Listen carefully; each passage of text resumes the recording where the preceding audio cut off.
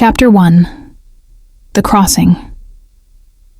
The bridge collapsed beneath Ilara's feet with a sound like breaking bones. Stone and rotted timber surrendered to the storm, and she fell, not into water, but into darkness that swallowed her scream. The river had changed course decades ago, leaving only jagged rocks and the skeletal remains of what had once been a crossing. Her fingers scraped against wet stone, finding no purchase. Rain lashed her face, cold as judgment. She had been running for 3 days. The marriage contract her father had signed bore someone else's signature, someone else's future. She'd stolen it from his study along with enough coin to reach the Northern Territories, where women could practice medicine without a husband's permission. But the storm had driven her west, into the Thornwood, a place even merchants avoided after dark. Lightning split the sky, and in its afterglow, she saw the ground rushing toward her. Then arms, impossibly strong, impossibly fast, caught her mid-fall, Ilara gasped, her ribs screaming where they pressed against something solid. Not stone, a chest, the scent of rain-soaked leather, and something darker. Something metallic like old coins filled her lungs. She was moving, being carried with inhuman speed through the storm. Wind tore at her sodden cloak, but the arms holding her never faltered. "Be still," a voice said above her. Male, calm as winter midnight. She should have fought, should have screamed, but exhaustion had hollowed her out, and shock had frozen her tongue. Through half-closed eyes she glimpsed pale skin, dark hair plastered to a sharp jaw, and eyes that reflected moonlight like a wolf's. The world tilted. They were ascending. No, he was climbing the cliffside as easily as walking upstairs. Stone and moss blurred past. Then they were through an opening she hadn't seen, into a space where the storm's roar became a distant memory. Candlelight. Impossible. Perfect candlelight that hadn't been lit moments before. He set her down on a stone floor worn smooth by centuries. Ilara's legs wouldn't hold her. She collapsed against the wall, gasping as water streamed from her clothes and hair. The room around her took shape slowly, a vast hall carved from the mountain itself, columns rising into shadow, and everywhere the glint of bronze and faded tapestries depicting battles she didn't recognize. "You're bleeding," the stranger said. Ilara touched her forehead, felt the warm stickiness there. The bridge. The bridge has been unsafe for 50 years. He crouched before her, not quite close enough to touch, and she finally saw him clearly. Beautiful in the way Renaissance paintings were beautiful, all sharp planes and classical proportion, but somehow wrong. Too perfect, too still. "What are you fleeing?" "That's none of your concern." His mouth curved, not quite a smile. "You fell into my territory. You bled on my stones. It became my concern the moment I caught you. My territory." As if he owned the mountain itself, Ilara tried to focus through the pain radiating from her skull. He wore no crest, carried no visible weapon, yet authority clung to him like a second skin. His clothes were fine but outdated, a shirt with buttons that belonged to her grandmother's generation, dark trousers tucked into boots that had walked through more mud than any gentleman would tolerate. "I need to reach Ashenvale," she said, forcing strength into her voice. "I have money. Ashenvale is 40 miles north, and the storm will last 3 days." He tilted his head, studying her with unsettling intensity. "You won't survive the crossing now. The landslide took the only road." Thunder rolled through the mountain, making the candle flames dance. Ilara's mind raced through her options and found them all wanting. She knew nothing about this man except that he moved like water and spoke like someone accustomed to being obeyed. Her medical training whispered warnings. Note the pallor, the too slow breathing, the way shadows seemed to cling to him. But exhaustion made thinking difficult. "Then I'll wait out the storm," she managed. "I won't be a burden. You're hurt." He stood in one fluid motion, extending a hand she didn't take. "I have supplies. Let me see to your wound, and then we'll discuss terms." Terms. The word hung between them like a drawn blade. Ilara pushed herself upright, ignoring the way the room swayed. Pride, stupid, dangerous pride, made her lift her chin. "I don't need charity." "Good."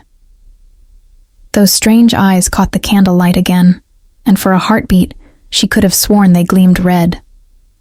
"Because I'm not offering it. You're bleeding in my sanctuary, and blood." He paused, something like hunger flickering across his features, before iron control smoothed it away. "Blood has power here, rules. You'll stay until the storm passes, and in exchange you'll answer my questions." "What questions?" "Starting with your name." The thunder answered for her, shaking dust from the ancient rafters. But Ilara heard herself speak anyway, drawn by something deeper than wisdom or caution. The simple human need to be known, if only for a moment, in all this darkness. Ilara Thorn. Late of Greymarch, currently of nowhere. He inclined his head with archaic courtesy. Cassian Devereaux.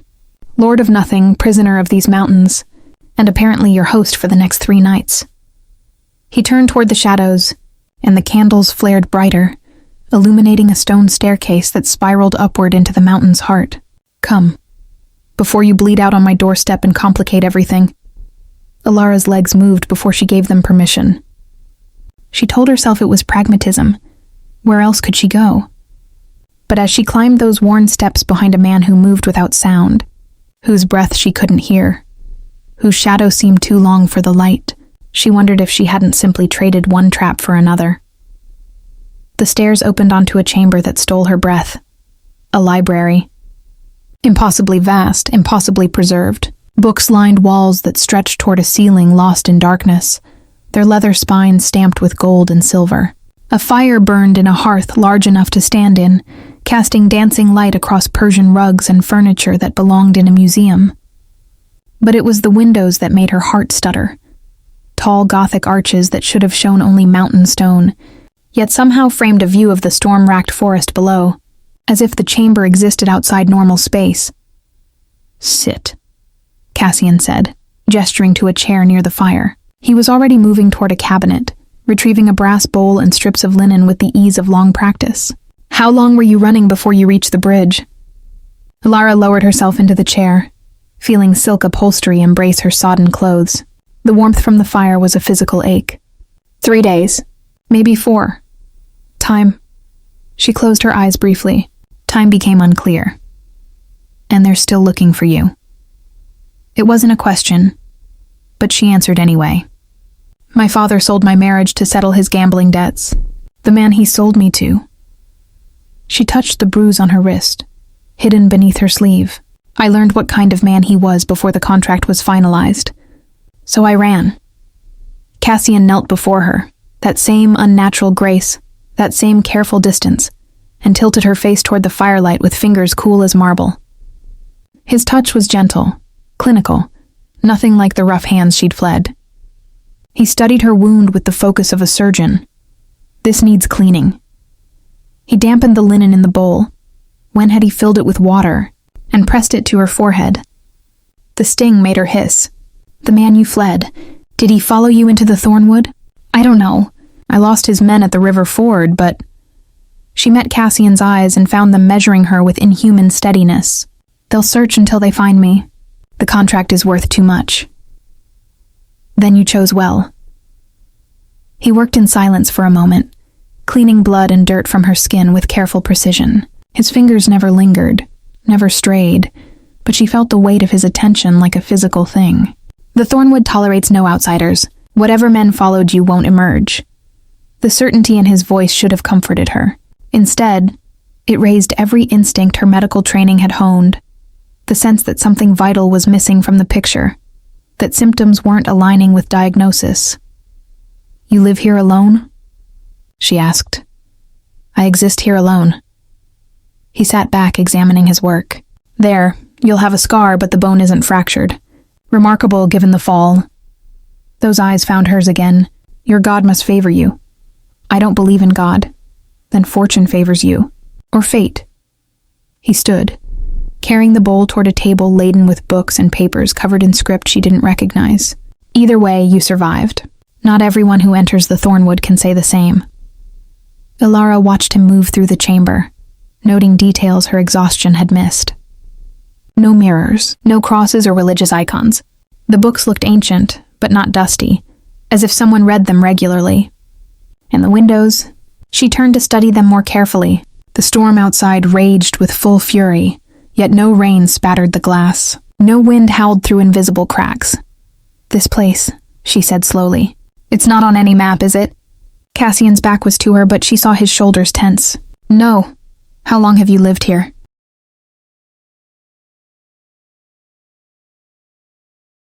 "Too long." He turned, and something in his expression had changed, hardened into the same terrible patience she'd seen in paintings of martyrs. "Long enough to forget most of what living felt like. Long enough to remember why I chose this exile. Chose." The word escaped before she could stop it. "You're hiding too." "Not hiding. Enduring." He moved toward her again, but stopped halfway, as if an invisible line divided the chamber. The firelight caught his face in profile. Beautiful, tragic, inhuman. "Tell me, Alarithorn, are you afraid of me?" She should have been. Every rational cell in her physician's body screamed that something was deeply, fundamentally wrong with this man who didn't breathe quite right, whose skin remained cool despite the fire's heat, who spoke of decades as if they were moments. But fear had driven her into the storm, and she was so tired of being afraid. "I don't know yet," she said honestly. Something flickered through his eyes, surprise perhaps, or recognition. He smiled then, really smiled, and she saw his teeth were very white, very sharp, especially the canines that extended just slightly too far. "Honest," he murmured. "How refreshing, and how dangerous." He gestured toward a door she hadn't noticed. "Your chamber is through there. You'll find dry clothes, a bed, and privacy. We'll speak more when you've rested. And if I choose to leave when I wake, then I won't stop you." He turned toward the fire, his face falling into shadow. "But the storm will, and the forest will, and the men hunting you will. This sanctuary exists outside the normal rules, Alara. Here, you're safe. Out there." He let the sentence die unfinished. She stood on trembling legs, pride and pragmatism warring in her chest. "What do you want from me in exchange?" "Nothing you're unwilling to give." He didn't turn. "Company, perhaps. Conversation. It's been..." He paused, and she heard something ancient and lonely in that pause. "It's been a very long time since anyone spoke to me without fear or worship." Alara moved toward the door, each step an act of will. Her hand found the iron handle, cold, real, solid, and she pulled it open to reveal a chamber as impossibly perfect as the library. A 4-poster bed hung with velvet curtains, a wardrobe that surely held more than mountain air, windows showing only darkness and stars. She looked back once. Cassian stood silhouetted against the fire, motionless as a statue, and in that stillness, she finally understood what her body had been trying to tell her. He wasn't breathing at all. "Thank you," she said, meaning it, fearing it. "Lord Devereux." "Just Cassian." His voice carried across the distance like a touch. "Sleep well, Alarithorn. When you wake, we'll discuss the price of sanctuary, and whether you're prepared to pay it." The door closed between them with a sound like a heartbeat stopping. Chapter 2. The morning after Alara woke to impossible sunlight. It filtered through the windows in golden shafts, warming the silk sheets that had cradled her through a sleep deeper than anything she'd known in weeks. For a moment she lay still, listening to the silence. No storm, no rain, no sound at all except her own breathing. Then memory returned like cold water. She sat up too quickly, and her head swam. The wound Cassian had tended throbbed dully, but the pain was manageable. She touched her forehead, found clean bandaging where there had been only a damp cloth. Someone had tended her while she slept. The thought should have terrified her. Instead, it whispered of a care so precise it bordered on reverence. The wardrobe held clothes in her exact size, linen shifts, wool dresses in deep greens and grays, and a robe of burgundy velvet that felt like sin against her skin. She dressed quickly, braided her dark hair with practiced efficiency, and opened the door to the library. Empty. The fire had burned down to embers, but the chamber held the warmth of recent occupation. Books lay open on tables, their pages marked with ribbons. A tray held bread, cheese, and fruit that looked impossibly fresh. And wine.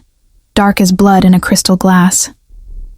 Ilara's stomach clenched with hunger she'd been too afraid to acknowledge. She ate standing up, devouring bread and cheese with the efficiency of someone who'd known want. The wine she left untouched. Her mother had taught her to trust her instincts, and her instincts whispered warnings about drinking anything in a place that shouldn't exist. The wine is from my personal vineyard, she spun, heart hammering. Cassian stood in the doorway.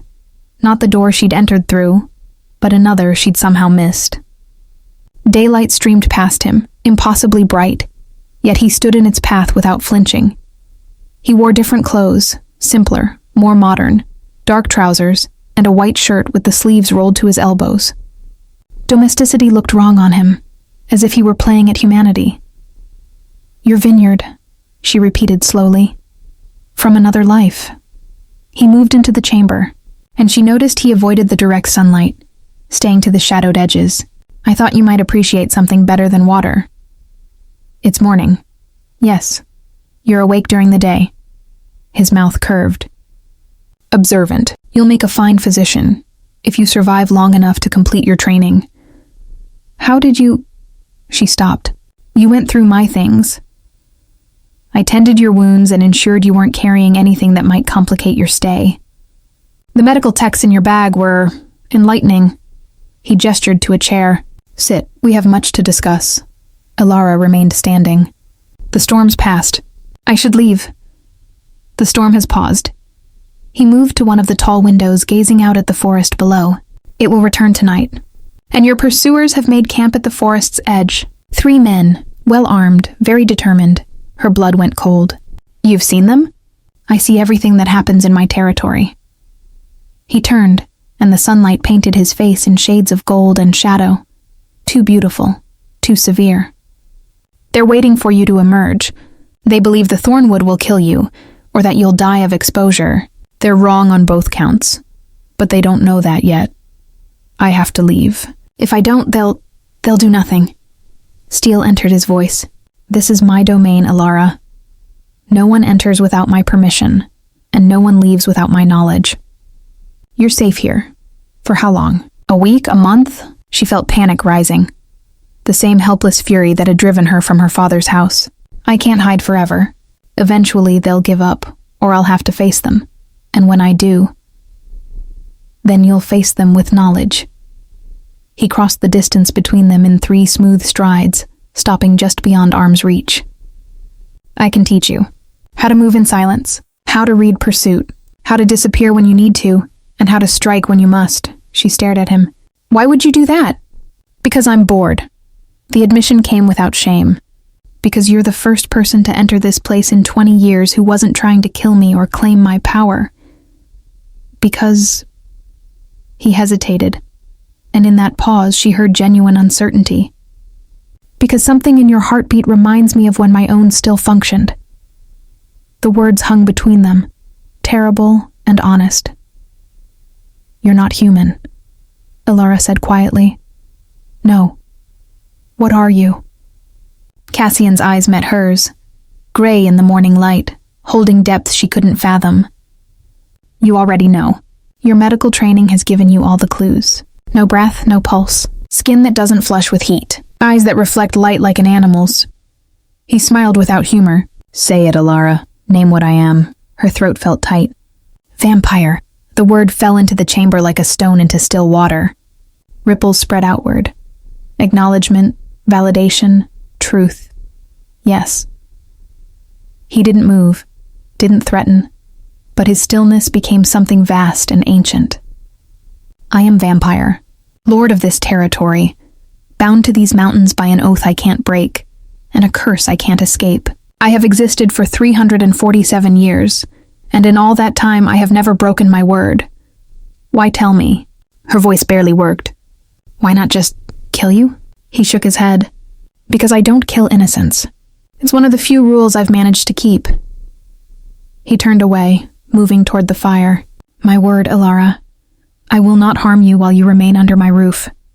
I will not feed from you without explicit consent. I will teach you what you need to survive. And when the storm breaks for good, I will ensure you reach Ashenvale safely. And what do you want in return? He fed wood to the embers, coaxing flame back to life with the ease of long practice. Company, conversation, a reason to remember that humanity exists beyond these walls. He looked at her over his shoulder. Is that too high a price? It should have been impossible to even consider. But Alara thought of the men waiting at the forest's edge, of the contract that made her property, of the years of medical training she'd sacrificed everything to pursue. And she thought of the way Cassian's hands had tended her wounds with such infinite care, of the books in this impossible library, of the intelligence in those inhuman eyes. How do I know you'll keep your word? You don't. He stood, brushing ash from his hands. But you'll learn. I have time, Alara. I have nothing but time. You, however, have 3 days before those men decide to risk the forest. 3 days to decide whether you trust me enough to let me help you. The fire crackled between them, warm and real and utterly inadequate to the moment. I'm a physician, Alara heard herself say, or I will be if I complete my studies. I heal people. She gestured helplessly. You feed on them. I feed on animals. His voice went flat. I haven't taken human blood in over a century. It's part of my penance. Penance for what? Something ancient and terrible moved through his expression. For believing I was a god instead of a monster. For learning the difference too late to save the people I loved. Silence stretched between them, broken only by the fire's whisper. Alara's medical training warred with her survival instincts, and beneath both, something else stirred. Curiosity, dangerous and compelling. How did a vampire survive? What did 3 centuries of existence feel like? What had he done to earn such crushing solitude? 3 days, she said finally. I'll stay 3 days. You teach me what I need to know and I'll... She hesitated. I'll talk to you, answer your questions, be your company. And at the end of 3 days, I decide whether to trust you to get me to Ashenvale, or whether to take my chances with the forest. Cassian studied her for a long moment, and she wondered what he saw. A foolish girl playing at courage, or something else. Something that interested him despite everything. Done. He extended his hand across the space between them. Do we have an accord, Alara Thorne? She looked at that pale hand, at the long fingers that had carried her through a storm, and tended her wounds with such precision. Every instinct screamed to refuse, but she thought of her mother's voice. Sometimes the monster you know is safer than the sanctuary you don't. Alara reached out and clasped his hand. His skin was cool as marble, strong as iron, and the touch sent something like electricity up her arm. His thumb pressed briefly against her pulse point. Did he feel the way her heart hammered? And then he released her with a nod of satisfaction. 3 days, he confirmed. Starting now. Are you well enough to walk? Walk where? His smile was sharp as broken glass, beautiful as dawn. I'm going to show you the Thornwood as no human has seen it. And then I'm going to teach you how to become something more than prey.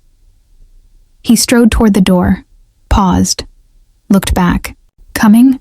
Alara followed him into the shadows, wondering if she'd just made a bargain with salvation or damnation, and which would ultimately cost her more.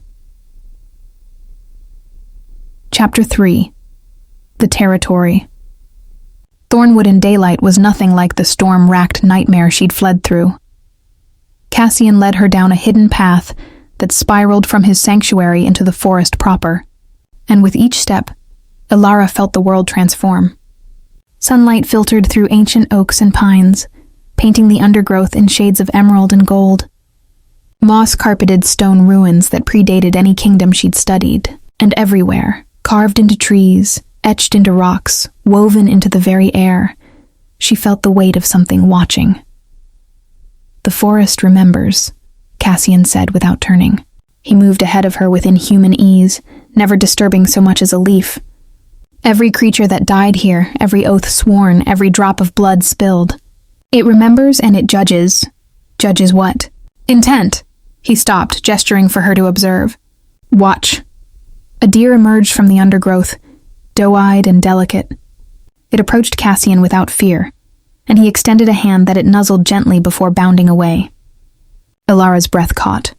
The forest knows I keep my oaths, Cassian explained. I swore never to kill unnecessarily, never to corrupt the innocent, never to spread the curse I carry. So it tolerates my presence, Protects me even. He looked at her. The men hunting you aren't so fortunate. You said they made camp at the edge. They won't cross the boundary. They can feel the wrongness here, even if they don't understand it. He continued walking and she hurried to follow. The thornwood was consecrated centuries ago by a witch who gave her life to bind it against darkness. Her magic lingers. It bars entry to anyone carrying murderous intent, or anyone I forbid. Ilara ducked beneath a low branch, felt thorns catch at her dress. But I got in. You were fleeing, not hunting. The forest recognizes the difference. He paused at the edge of a clearing where 3 stones stood in a triangle, their surfaces carved with symbols that hurt to look at directly. This is the heart of my territory. Everything within a 5-mile radius answers to me. Answers how? Instead of replying, he knelt and pressed his palm flat against the earth. Ilara watched, fascinated, as shadows rippled outward from his touch, not cast by anything physical, but emanating from him directly. The shadows spread like ink in water, and where they touched, the forest shifted. Birds fell silent. Squirrels froze mid-climb. Even the wind seemed to pause. I can sense everything that moves here, Cassian said softly. Heartbeats, breathing, fear. The forest is an extension of my awareness now. Part of my curse, part of my power. He lifted his hand, and the world resumed its normal rhythm. But Ilara had seen enough, had felt enough. This creature who moved like wind and spoke like poetry commanded forces she'd only read about in her mother's old books, the ones hidden in the attic, the ones her father would have burned if he'd known existed. You're afraid, Cassian observed, rising to his feet. Wouldn't you be? Yes. He faced her fully, and in the dappled sunlight his eyes were more gray than silver. Which is why I'm showing you. Fear is knowledge, Ilara. The men who chased you knew nothing about what they'd face, so their fear made them reckless. But you... He stepped closer, close enough that she could see the absolute stillness of his chest, the way no vein pulsed in his throat. You learn quickly. You observe. You adapt. That makes you dangerous in ways they'll never anticipate. I'm a medical student who ran from her own wedding. You're a survivor who crossed the thornwood alone and lived. He held her gaze. Don't diminish that. Don't diminish yourself. Something in his tone made her throat tight. When had anyone looked at her and seen strength instead of obligation? Show me, she said impulsively. How to move like you do. How to disappear. Cassian's expression shifted, surprise giving way to something like approval. You want to learn my skills? You offered to teach me. I'm accepting. He studied her for a long moment, and she wondered what calculations were happening behind those ancient eyes. Then he nodded once, decisively. First lesson, breathing. At her incredulous look, he smiled. You think because I don't breathe it's not important? Wrong. Breath is sound. Sound is presence. Presence is target. He moved behind her. She hadn't seen him move. He was simply there, and placed one cool hand flat against her upper back. Breathe normally, she did. Felt her chest expand, heard the soft whisper of air. Now breathe as if you're trying to hide. His hand pressed gently, shallow, controlled. Never hold your breath. That creates tension, and tension makes noise. Breathe like you're already a ghost. Ilara adjusted her breathing, making it quieter, slower. His hand remained against her back, a strange anchor. Better. Now walk. She took a step forward. Leaves crunched under her boot. Again. But this time, feel the ground before you commit your weight. Distribute it evenly. Never slam your heel down. That's like announcing your presence. She tried again. Less noise, but still audible. Once more. They spent an hour in that clearing, with Cassian teaching her the basics of silent movement. How to place her feet, how to use peripheral vision, how to become aware of her own body's sounds, the rustle of fabric, the creak of leather, the rasp of breath.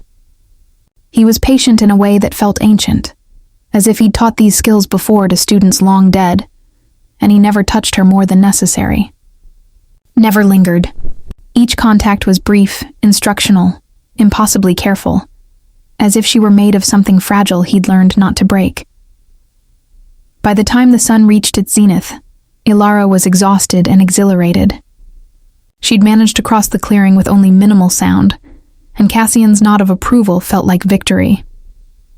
Enough for today. He led her to a fallen log where she collapsed gratefully. You're stronger than you look. I spent 2 years as an apprentice to a surgeon. You learned to stand for hours without complaint. And before that? She hesitated. He'd shared truth. Didn't she owe the same? My mother was a healer. Not formally trained, but she knew herbs, anatomy, how to set bones. She taught me everything before she died. The old grief stirred, familiar as an ache. My father, he didn't approve. Said healing was work for men, that I should focus on finding a husband. After Mother died, he forbade me from continuing her work. But you did anyway. I studied in secret, found a physician in the next town who needed an assistant. He didn't care that I was a woman, only that I was willing to learn. She picked at the bark on the log. When my father found out, he arranged the marriage. Said it was time I learned my place. And your place was as property. The bitterness in Cassian's voice surprised her. She looked up to find him staring at the forest, jaw tight. The world hasn't changed as much as I'd hoped, he muttered. 300 years, and men still treat women as commodities.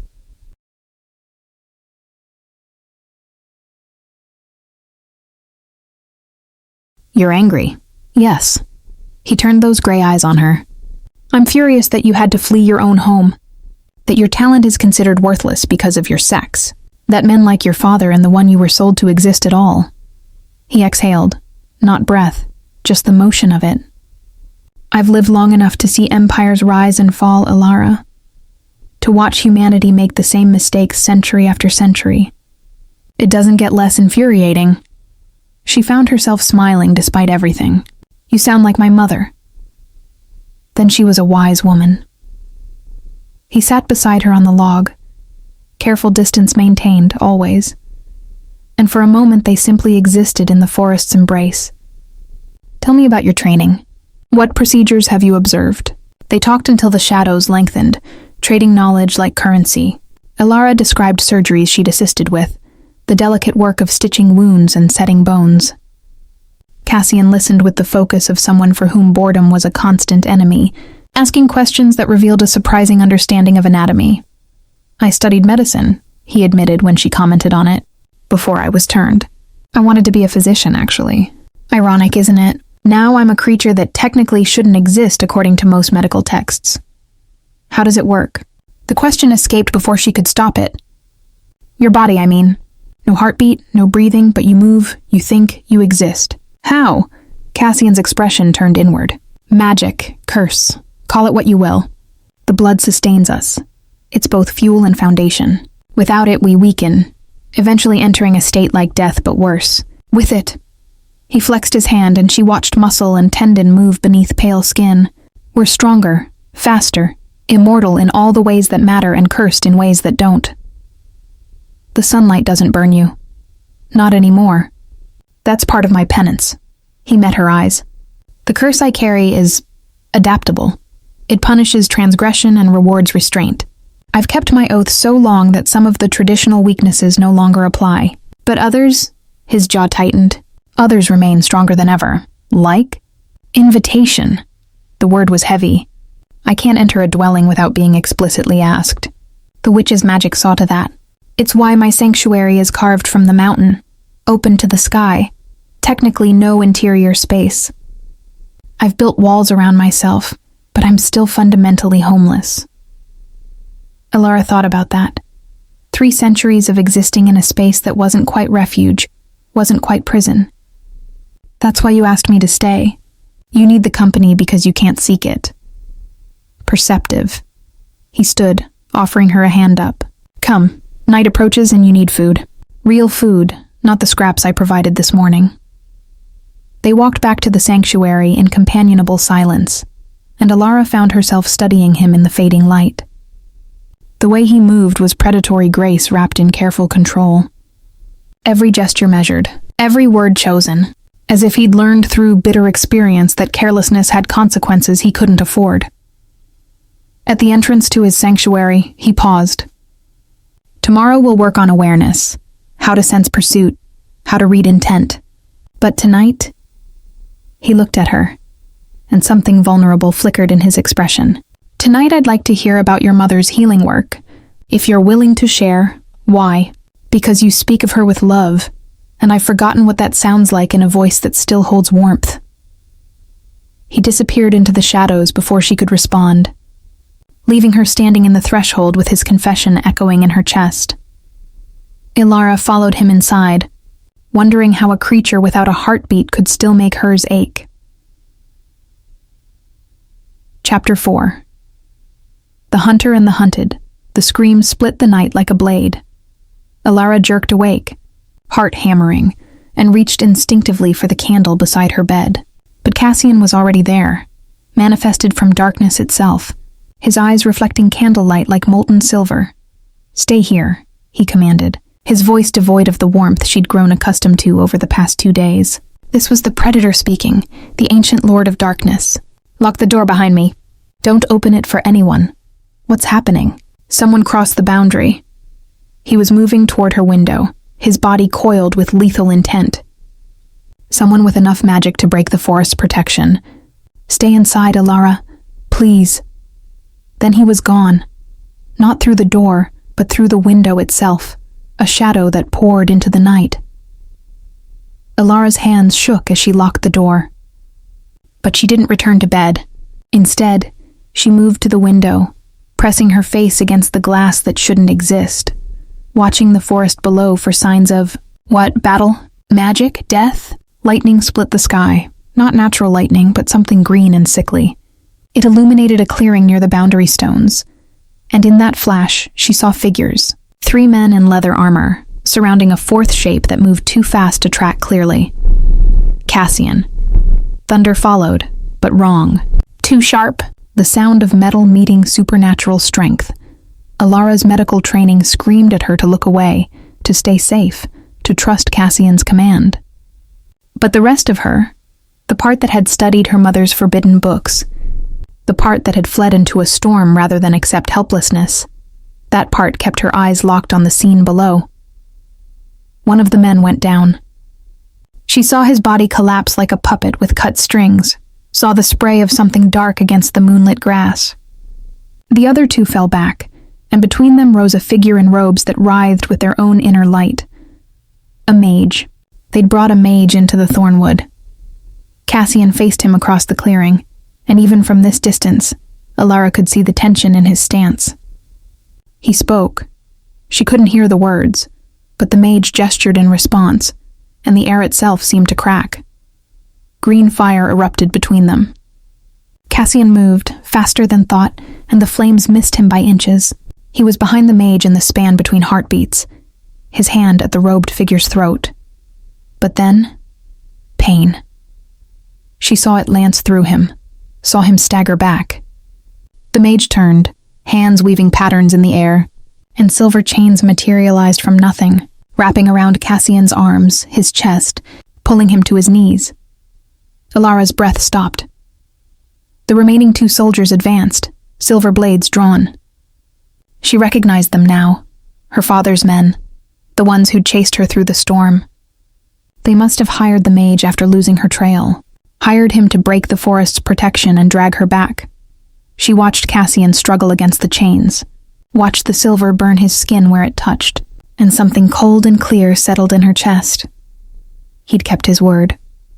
Had taught her, sheltered her, asked for nothing but company.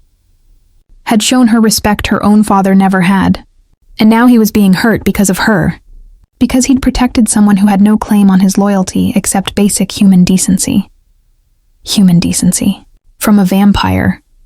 Ilara turned from the window and ran. She didn't think. Didn't plan. Just grabbed the poker from her chamber's fireplace, unlocked the door, and raced through the sanctuary toward the spiral stairs. Her boots slapped stone as she descended, taking the steps 2 at a time, and burst into the night air with her heart trying to escape her chest. The boundary stones glowed faintly, pulsing with residual magic. She could feel the wrongness radiating from them, the way the mage had twisted the forest's protection into a trap. The air tasted of copper and ozone. Ilara, no. Cassian's voice, ragged with pain and fury. "Get back inside." But she was already moving, driven by a fury of her own. The two soldiers turned at her approach, surprise and triumph warring on their faces. "Lady Alara," one of them, Henrik, her father's captain, called out. "Stand down. We're here to bring you home." "Home?" She laughed, wild and breathless. "You chased me through a storm. You hired a mage to break into sacred ground. You're not bringing me home. You're dragging me to a prison. The contract is binding. The contract is void." She raised the poker, feeling ridiculous and desperate and absolutely certain. "I'm not property. I'm not going back." Henrik's expression hardened. "We're taking you back, my lady. Whether you come willingly or not," he lunged. Alara dodged, Cassian's training kicking in, her body moving before thought, and swung the poker at Henrik's knees. It connected with a satisfying crack, and he stumbled. But the second soldier was faster, catching her wrist, wrenching the makeshift weapon from her grip. "Enough of this," the mage intoned. He gestured. An invisible force lifted Alara off her feet, suspending her in the air like a doll. "You've caused quite enough trouble, girl. Your father paid handsomely for your return, and I intend to deliver." Alara struggled against the magic holding her, felt it press against her chest like an invisible weight. Below, Cassian fought against his chains with increasing desperation, silver burns marking his arms, his throat. "Let her go," he snarled, and his voice held depths of darkness that made the forest itself recoil. "Let her go, or I will show you why they called me the Bloodlord of Thornwood." Empty threats from a bound creature. The mage smiled. "I know the old magic, vampire. I know what keeps you leashed to these mountains. You can't kill me. Your oath forbids it." "My oath," Cassian said softly, "forbids me from killing the innocent." His eyes found the mage, and in them Alara saw 3 centuries of controlled violence straining at its bonds. "What you've done tonight, breaking sacred ground, threatening an innocent under my protection, entering my territory with malice, that voids any protection your ignorance might have offered." The mage's smile faltered. "I am bound by my word," Cassian continued, his voice dropping to a whisper that somehow carried across the clearing. "But you, mage, have freed me from the only restriction that mattered." The silver chains cracked. Not broke. Cracked, hairline fractures spreading along their length. The mage stumbled back, hands already weaving defensive spells, but Cassian was faster. What happened next? Alara would remember for the rest of her life. Cassian rose through the breaking chains like something from nightmare. His form seemed to expand, shadows gathering around him until he was more darkness than man. The temperature plummeted. Frost spread across the grass in impossible patterns, and his eyes, God, his eyes, burned red as fresh blood, ancient as death itself. "Henrik," the mage screamed. "The girl! Kill the girl!" But Henrik was already running, his companion right behind him, both men fleeing for the boundary with the animal terror of prey that had finally recognized its predator. The mage wasn't so wise. He unleashed everything: green fire, silver spears, binding spells that had crushed armies. None of it mattered. Cassian moved through the assault like smoke, untouched, unstoppable, and when his hand closed around the mage's throat, the magic holding Alara simply ceased. She fell. Hit the ground hard, air bursting from her lungs. Through watering eyes, she saw Cassian lift the mage off his feet with one hand, saw the robed figure struggle and kick and claw at the grip that held him.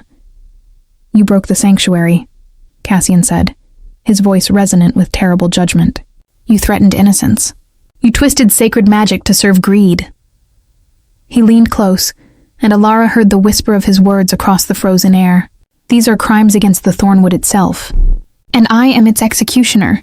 Please," the mage gasped. "Please, mercy." "I gave you mercy. I gave you warning. You chose to ignore both." One twist, the wet snap of breaking bone, then silence. Cassian let the body fall and stood motionless in the center of the clearing, wreathed in darkness and frost, a monument to ancient power barely contained. Slowly, so slowly, the shadows retreated. The red faded from his eyes. The temperature climbed back toward normal. When he turned to Alara, He was just a man again. A man with silver burns covering his arms, his chest. A man who looked at her with horror and longing and desperate regret. "Alara," he said softly, "you shouldn't have come. You shouldn't have seen. You saved my life."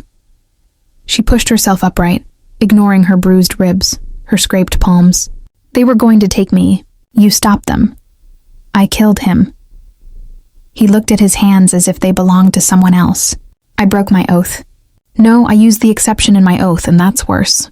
I looked for the loophole, the justification, and I found it. I always find it, when I want badly enough to hurt something." Alara crossed the space between them, each step deliberate. Her medical training catalogued his injuries.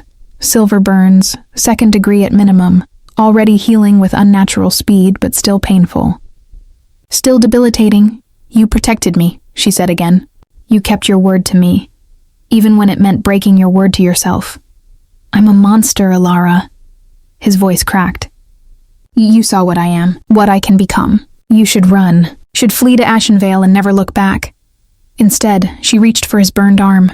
He flinched, tried to pull away, but she caught his wrist and held it gently, so gently between her palms. "I'm a physician," she said. "Or I will be. Let me help you. It will heal on its own. But it hurts now." She met his eyes, saw the centuries of loneliness there, the weight of power and isolation. "You helped me. Let me return the favor." For a long moment, Cassian simply stared at her. Then, slowly, he nodded. She led him back to the sanctuary, supporting his weight even though he didn't need support, simply because it felt right to offer it. In the library, she made him sit while she gathered supplies. Clean water, linen, salves she'd seen in the chamber that morning. Her hands were steady as she cleaned his burns, as careful as he'd been with her wound. He didn't speak, didn't move, just watched her work with something like wonder in his expression. "Why did you come?" he finally asked. "I told you to stay inside. Because you were in danger. I'm immortal. Alara. Difficult to kill. That's not the same as invincible." She wound linen around his forearm with practiced precision. "And you were hurt. I couldn't just watch. Most people could. Most would." She tied off the bandage and moved to his other arm. "Then I'm not most people." Cassian's free hand caught hers. Gentle, barely touching, asking permission. "No," he agreed softly. "You're not." Their eyes met, and something passed between them. Not understanding exactly. Recognition, perhaps? The acknowledgement that they'd both crossed lines tonight, both made choices that couldn't be unmade. "The men who ran," Alara said. "Henrik and the other one. They'll tell my father. Let them." Cassian's thumb brushed across her knuckles, feather-light. "The Thornwood's protection is restored. Stronger now, actually. The mage's blood, it fed the binding magic. No one else will enter without my permission. But I can't stay here forever, no." His voice was quiet, almost regretful. "You have a life to live, studies to complete, a future that exists beyond these walls." He released her hand slowly. "Tomorrow, when you're rested, I'll take you to Ashenvale. I know a path the forest will open for us. Tomorrow?" She looked at him, at his bandaged arms, his too pale face. "You're in no condition to. I'll heal by morning, and you'll be free." He stood, moving toward the windows with that inhuman grace. "It's what we agreed. 3 days, then you decide. The 3 days are over, Alara. You've seen what I am, what I can do. Make your choice." She should have chosen freedom, should have thanked him and planned her departure. But Alara found herself thinking about the way he'd listened to her stories about her mother. The patience with which he'd taught her to move in silence. The absolute control he'd shown until someone threatened her safety. "I need supplies," she heard herself say. "Proper medical supplies. Books. Instruments. Materials for studying." Cassian turned, confusion and hope warring in his expression. "I can arrange, and I need a space to practice. Somewhere I can continue my training." She straightened her shoulders, feeling the decision settle into place. "Ashenvale can wait. If your offer still stands, I'd like to stay longer, learn more." "Alara, I'm not afraid of you." The truth of it surprised her. "I'm afraid of going back out there alone, unprepared, at the mercy of men who see me as property." But here, she gestured around the library, at the impossible sanctuary he'd built. Here I can become something more. You said so yourself. Cassian crossed the distance between them in 3 smooth strides, and for the first time, she saw real emotion break through his careful control. Not hunger, not darkness, just raw, desperate hope. If you stay, he said softly, everything changes. You'll be under my protection, part of my territory. The world outside won't forget about you. Your father, that contract, all of it will still exist, but they'll have to go through me to get to you. I understand. Do you? He searched her face. Because once you choose to stay, once you accept my formal protection, the magic will bind you to this place as much as it binds me. Not forever, but until we both agree to break the bond. You'll be tied to the Thornwood. To me, Elara thought about that, thought about the alternative. Running forever, always looking over her shoulder, never safe. Thought about the impossible patience in Cassian's ancient eyes, the way he'd killed to protect her despite his oaths, the 300 years of loneliness she'd glimpsed tonight.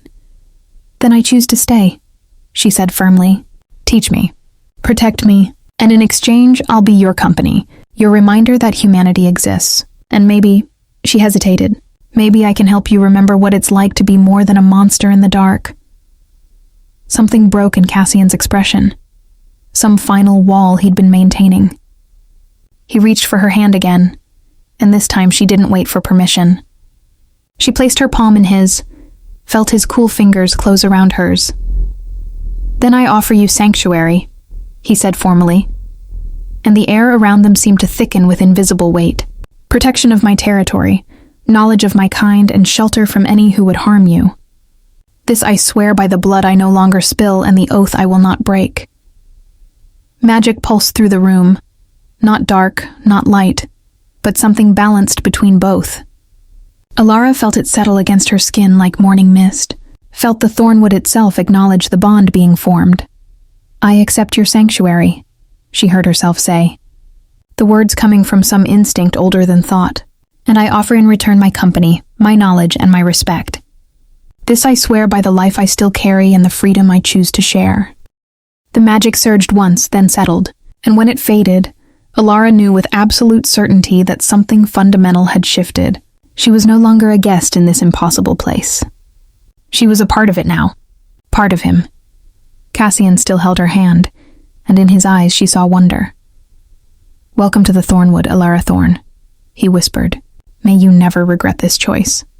She smiled, exhausted and exhilarated and irrevocably changed. I'll hold you to your word, Lord Devereaux. And I, he said softly, will do everything in my power to keep it.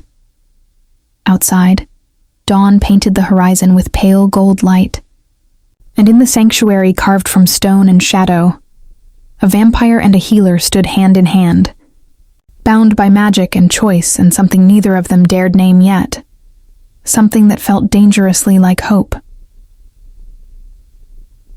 Chapter 5.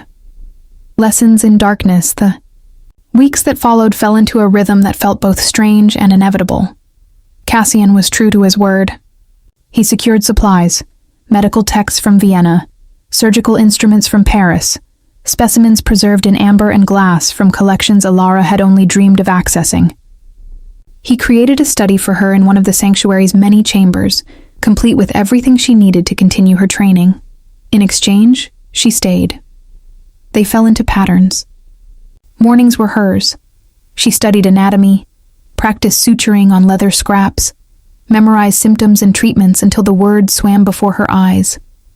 Afternoons, Cassian taught her the skills of survival, how to track, how to hide, how to read the forest's moods, how to defend herself with more than just a poker. And evenings were for conversation. Tell me about the plague, Elara said one night, curled in her usual chair by the fire. A month had passed since the mage's death, and the sanctuary had become home in ways her father's house never had. You said you lived through several. Cassian looked up from the book he'd been reading, some ancient text in a language she didn't recognize. Which one? Any all. She set aside her medical journal. I've read accounts, but they're always written by people who survived. I want to know what it was really like. He was quiet for a long moment, firelight painting his features and shifting shadows. He'd grown more comfortable around her, less guarded. Sometimes she forgot he was a creature that shouldn't exist, until he moved too fast or smiled too wide, or looked at her with eyes that held more memory than any human could carry. "The Black Death came to my village when I was still human," he finally said. "I was 19. My sister was 14. His voice went distant. "I watched her die over 3 days. Watched the buboes appear. Watched her fever climb. Watched her beg for water we couldn't give her because the well was contaminated. My mother died the day after. My father the day before. And you survived." "No." He met her eyes. "I died too. Just differently." Alara waited, sensing there was more. "A vampire came to the village near the end," Cassian continued. "Looking for survivors to feed on, I assume. He found me beside my sister's body, and something in my grief amused him. Or impressed him, I've never been sure which." His jaw tightened.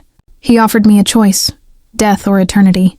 I chose eternity because I wanted vengeance against the world that had taken everything from me." "What happened to him? The vampire who turned you?" "I killed him." No emotion in the words.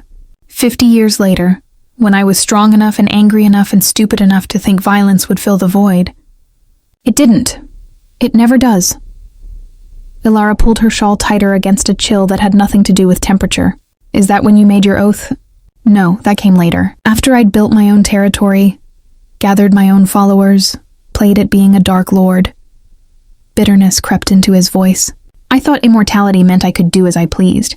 Take what I wanted. Who would stop me? I had centuries to perfect my power while humans lived and died like mayflies. But something changed. Someone changed." He set his book aside and moved to the window, staring out at the forest that had become both kingdom and prison. "Her name was Isabeau. She was a healer, like your mother, like you. She came to my territory because plague was spreading through the villages, and she needed access to rare herbs that only grew in the thornwood." Ilara's chest tightened. She'd wondered, over these weeks together, whether there had been others. Whether his loneliness was self-imposed or merely circumstantial. "I could have killed her," Cassian said quietly. "Should have, by the rules I'd made for myself. No humans in my territory, ever." But she walked in anyway, unafraid, demanding help not for herself, but for the people dying under her care. He turned, and in his expression Ilara saw grief that centuries hadn't diminished. She was magnificent, furious and brilliant and absolutely unimpressed by my power. She called me a coward for hiding while people suffered. "What did you do?" "I helped her." He smiled, bitter and fond. "Couldn't help myself." "She was light, Ilara. Actual light in the darkness I'd built. So I gave her the herbs she needed. Taught her about the plants in my forest.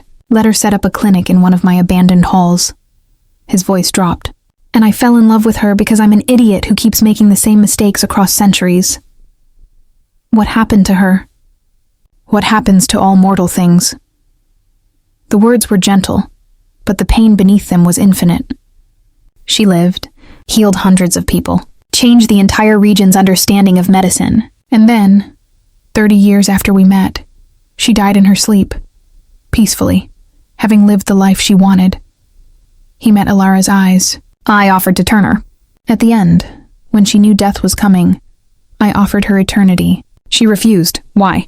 Because she said eternity without humanity wasn't worth having. That she'd lived fully, loved truly, and that was enough. That watching everyone she'd ever saved grow old and die would be a hell worse than simply joining them." His throat worked. "She made me promise never to turn anyone against their will. Never to steal someone's mortality just to ease my own loneliness. And then she asked me to let her go." Silence settled between them, heavy with understanding. "That's when you made your oath," Ilara said softly. "Yes. I swore never to take human blood without consent, never to turn anyone who didn't explicitly choose it, never to use my power to dominate or corrupt. And I bound myself to the thornwood, using the same magic Isabeau's grandmother, a witch, had woven into the forest. Made myself prisoner and guardian both." He looked at his hands. "It's been 117 years since she died.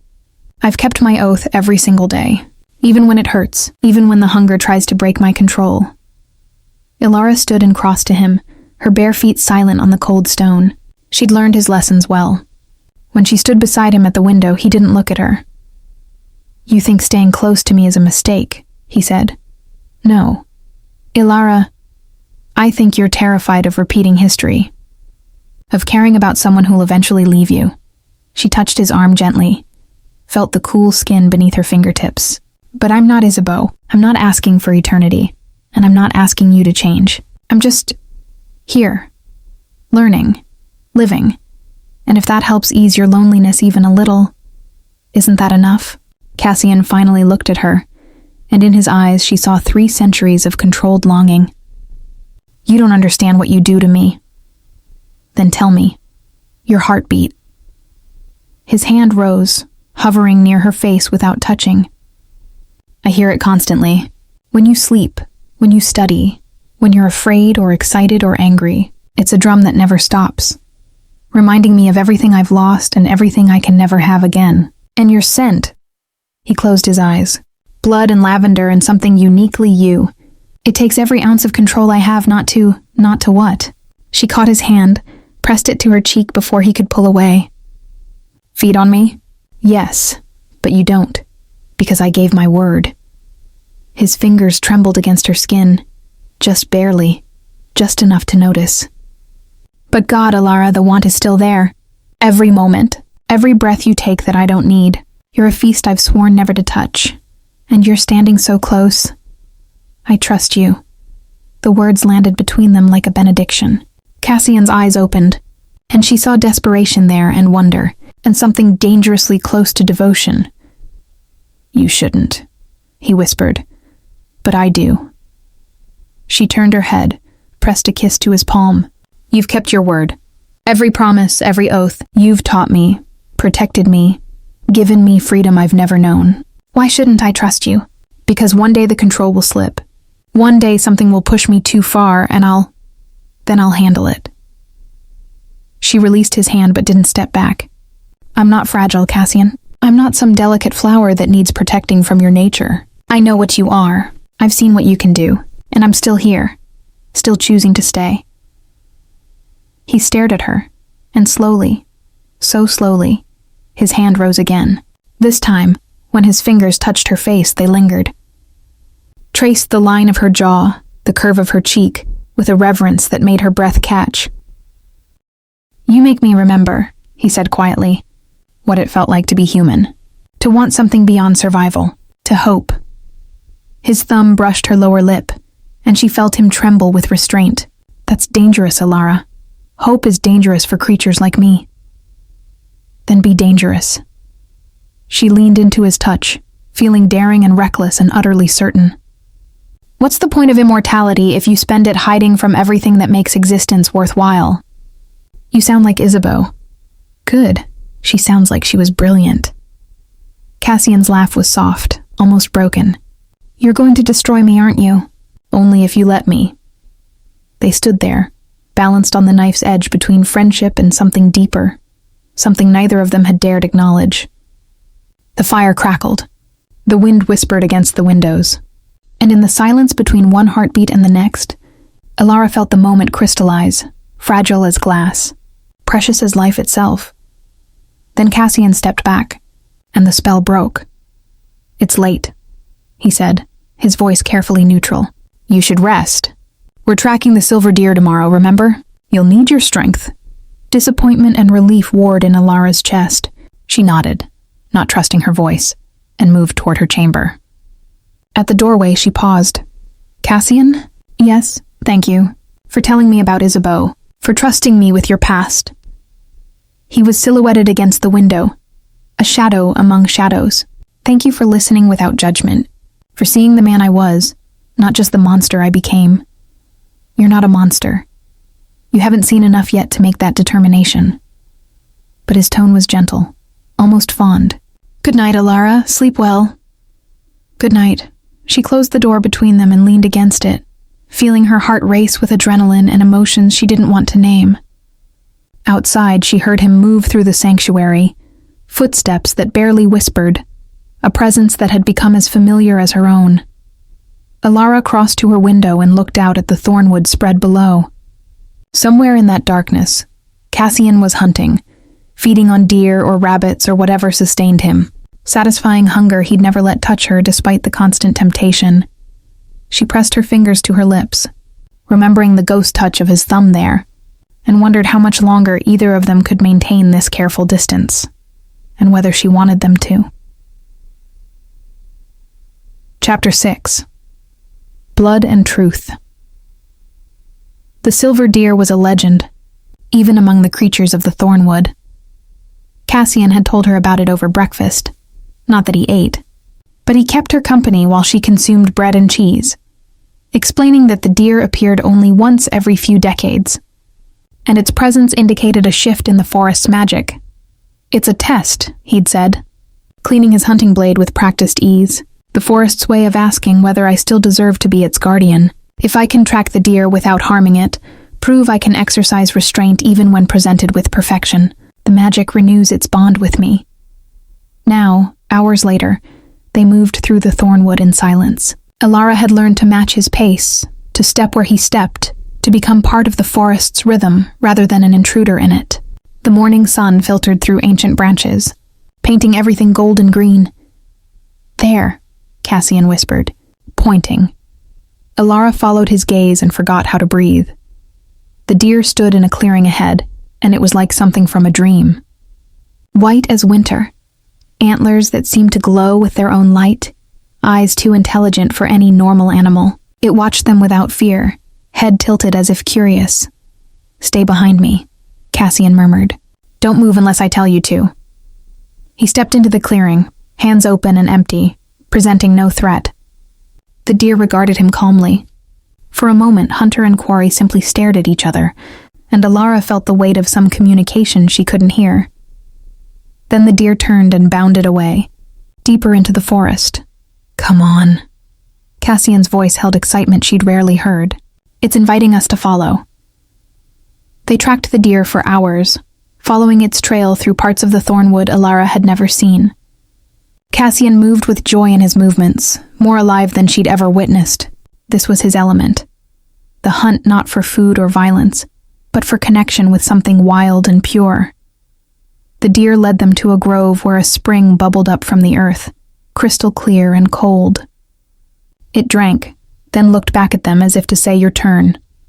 Cassian approached slowly, knelt by the water, and cupped his hands to drink. The deer watched, satisfied, then melted back into the trees like morning mist. "That's it?" Alara asked, moving to his side. "That's the test?" "The test isn't tracking it." Cassian straightened, and she saw wonder in his face. "The test is being trusted, being seen as part of the forest rather than a threat to it." He looked at her. "The deer allowed you to see it too. That's unprecedented. What does it mean?" "It means the forest recognizes you as mine." The possessive phrase escaped before he could censor it, and color that shouldn't have been possible rose in his cheeks. "As under my protection, I mean. As belonging here." Alara knelt by the spring, letting the water run over her hands. It was ice cold, almost painful, but pure in a way she'd never experienced. "Do you ever drink from it?" "The spring? Water does nothing for me. But yes, sometimes it's grounding." He crouched beside her, and for a moment they simply existed in the grove's peace. "Isabeau loved this place. She said it was where the thornwood's heart lived. You miss her. Every day." He trailed his fingers through the water, not the way I did at first. That grief was like burning alive. But the missing doesn't end, Alara. It just changes shape, becomes part of you. "Is that why you're afraid?" She kept her eyes on the water, giving him permission not to meet her gaze. "Why you pull back whenever we get close?" Cassian's hand stilled in the water. "Yes, but I'm not her. I know. That almost makes it worse." He finally looked at her, and the raw honesty in his expression stole her breath. "Because you're you, with your own fire, your own brilliance, your own stubborn refusal to be diminished. And I'm starting to feel things I swore I wouldn't feel again. And I don't know if I'm strong enough to survive losing you too." Alara's heart hammered against her ribs. "You won't lose me." "Yes, I will. Eventually. Because you're human. and humans die. And I'll be here in 300 years still remembering the sound of your heartbeat. His voice broke. That's the curse, Elara. Not the hunger or the sunlight or the isolation. The real curse is loving mortals while being incapable of joining them in death. Then don't love me. Too late. The words fell between them like stones, irretrievable and absolute. Cassian's eyes widened as if he'd surprised himself, and Elara felt something in her chest simultaneously break and mend. Cassian, forget I said that. He stood abruptly, turning away. We should head back. The afternoon is... I won't forget. Elara rose to face his back. And you can't take it back. You love me. You just admitted it. It doesn't matter. It's the only thing that matters. She moved around him, forcing him to look at her. You think I'm blind? You think I haven't felt the way the air changes when we're close? Haven't noticed how careful you are never to touch me unless absolutely necessary? Haven't seen the hunger and longing and absolute terror in your eyes every time I smile at you? Elara, please, I know the risks. She grabbed his hands, those cool, strong hands that had saved her life. I know I'm mortal and you're not. I know any future between us is limited by my humanity. I know all of it, Cassian. And I'm still here, still choosing to stay, still choosing you. He stared at their joined hands as if they were a miracle and a catastrophe combined. You're saying, I'm saying I love you too, you beautiful, tragic, impossible man. The confession escaped like a breath she'd been holding too long. I've been falling for weeks and fighting it because I thought you didn't want this, but God, Cassian, I'm tired of pretending, tired of keeping distance, tired of acting like my heart doesn't race every time you smile at me. I'm a vampire. I don't care. I could hurt you, could lose control. You won't. You don't know that. Yes, I do. She squeezed his hands, willing him to understand. Because I've seen your control. I've watched you break your own rules to protect me. Watched you choose restraint over desire every single day. Watched you honor oaths that cost you everything. You're the most disciplined person I've ever met, living or dead. So yes, I trust you. Completely. Cassian's resistance was crumbling. She could see it in the way his fingers tightened around hers, the way his breath hitched despite not needing air, the way his eyes searched her face with desperate hope. If we do this, he said slowly, if we acknowledge this thing between us, everything changes. The magic will bind you tighter to the thornwood. To me. You'll be mine in ways that go beyond simple protection. And when you eventually want to leave, when you grow bored of immortal company, or tired of living in exile, or ready to experience the world, then we'll discuss it together. She released his hands and cupped his face instead, marveling at the cool smoothness of his skin.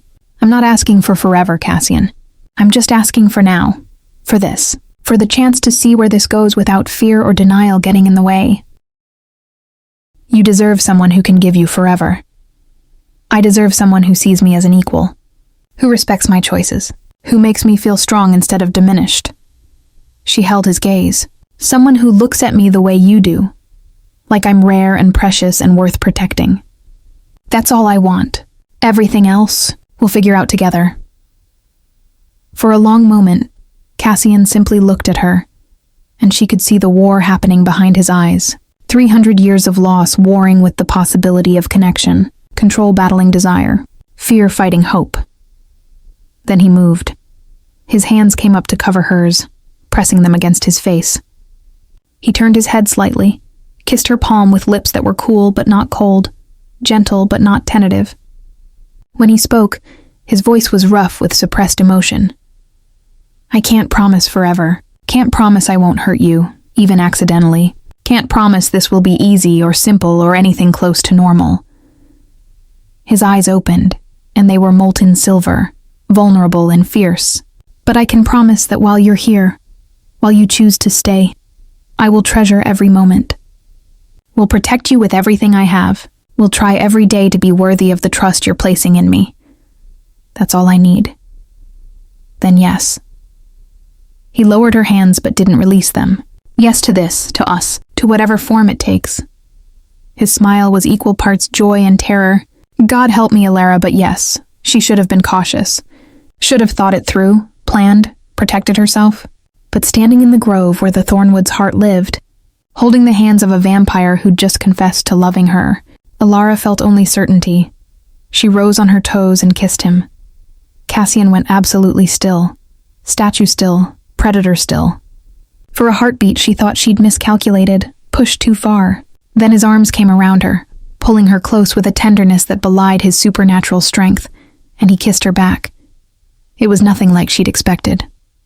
His lips were cool but not unpleasant, firm and careful and devastatingly gentle. He kissed her like she was something precious that might shatter, like he'd been dreaming of this for centuries and couldn't quite believe it was real. One hand cradled the back of her head, the other spread across her lower back, and he deepened the kiss with aching slowness. Alara felt the world tilt.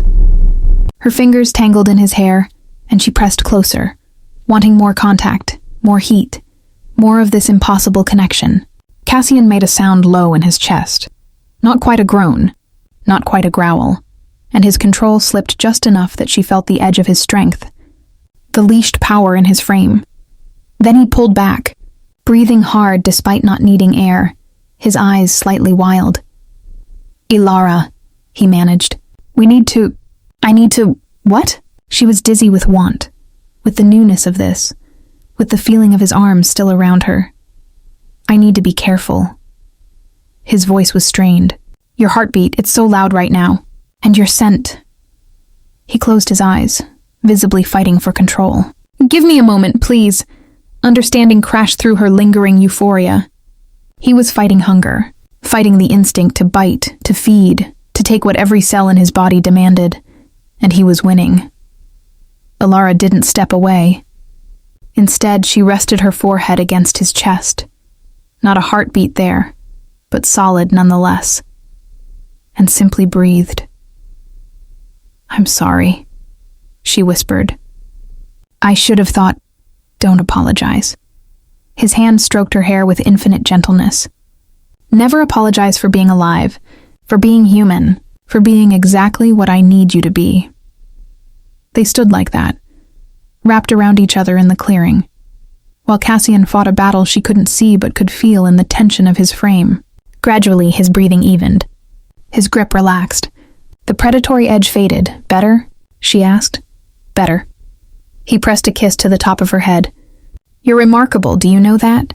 For not running screaming? For trusting me even when I'm dangerous? For staying still when every instinct should tell you to flee?" He pulled back just enough to look at her. Isabeau was brave. "But you're fearless. There's a difference." Alara smiled.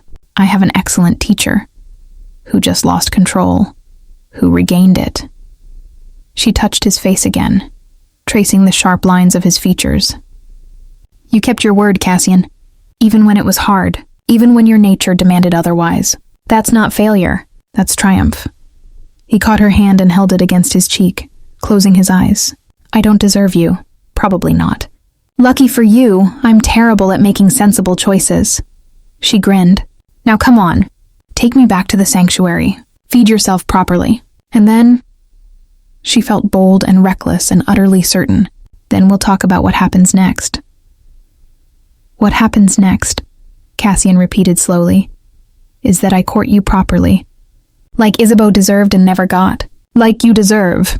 He straightened, some of his usual confidence returning. "I have 300 years of experience, Alara. I intend to use every day of it to show you what it means to be cherished." Heat rose in her cheeks. "I look forward to it." They walked back to the sanctuary hand in hand, and the thornwood seemed to sing around them, approving, welcoming, binding them tighter with every step. Neither of them noticed the shadow watching from the trees. Neither of them saw the figure cloaked in darkness, eyes gleaming red with hunger and hatred. Neither of them realized that someone had witnessed their confession, their kiss, their promise, and that someone had plans of their own for the vampire who dared to find happiness again. Chapter 7. The invitation 3 weeks of bliss. That's what Alara would remember later. 3 perfect weeks where she and Cassian explored this new territory between them. He kept his word about courting her properly. Brought her flowers from the forest's deepest groves, read her poetry in languages she couldn't understand but found beautiful anyway, taught her to dance in the library while humming melodies from centuries past, and at night they talked.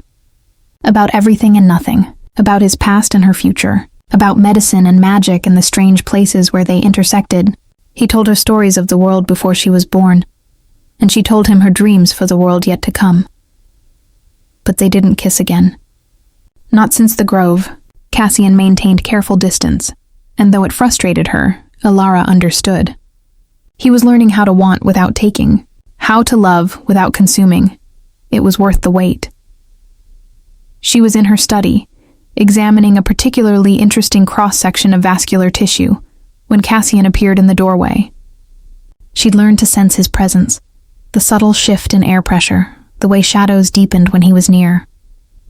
"Busy?" he asked. "Always."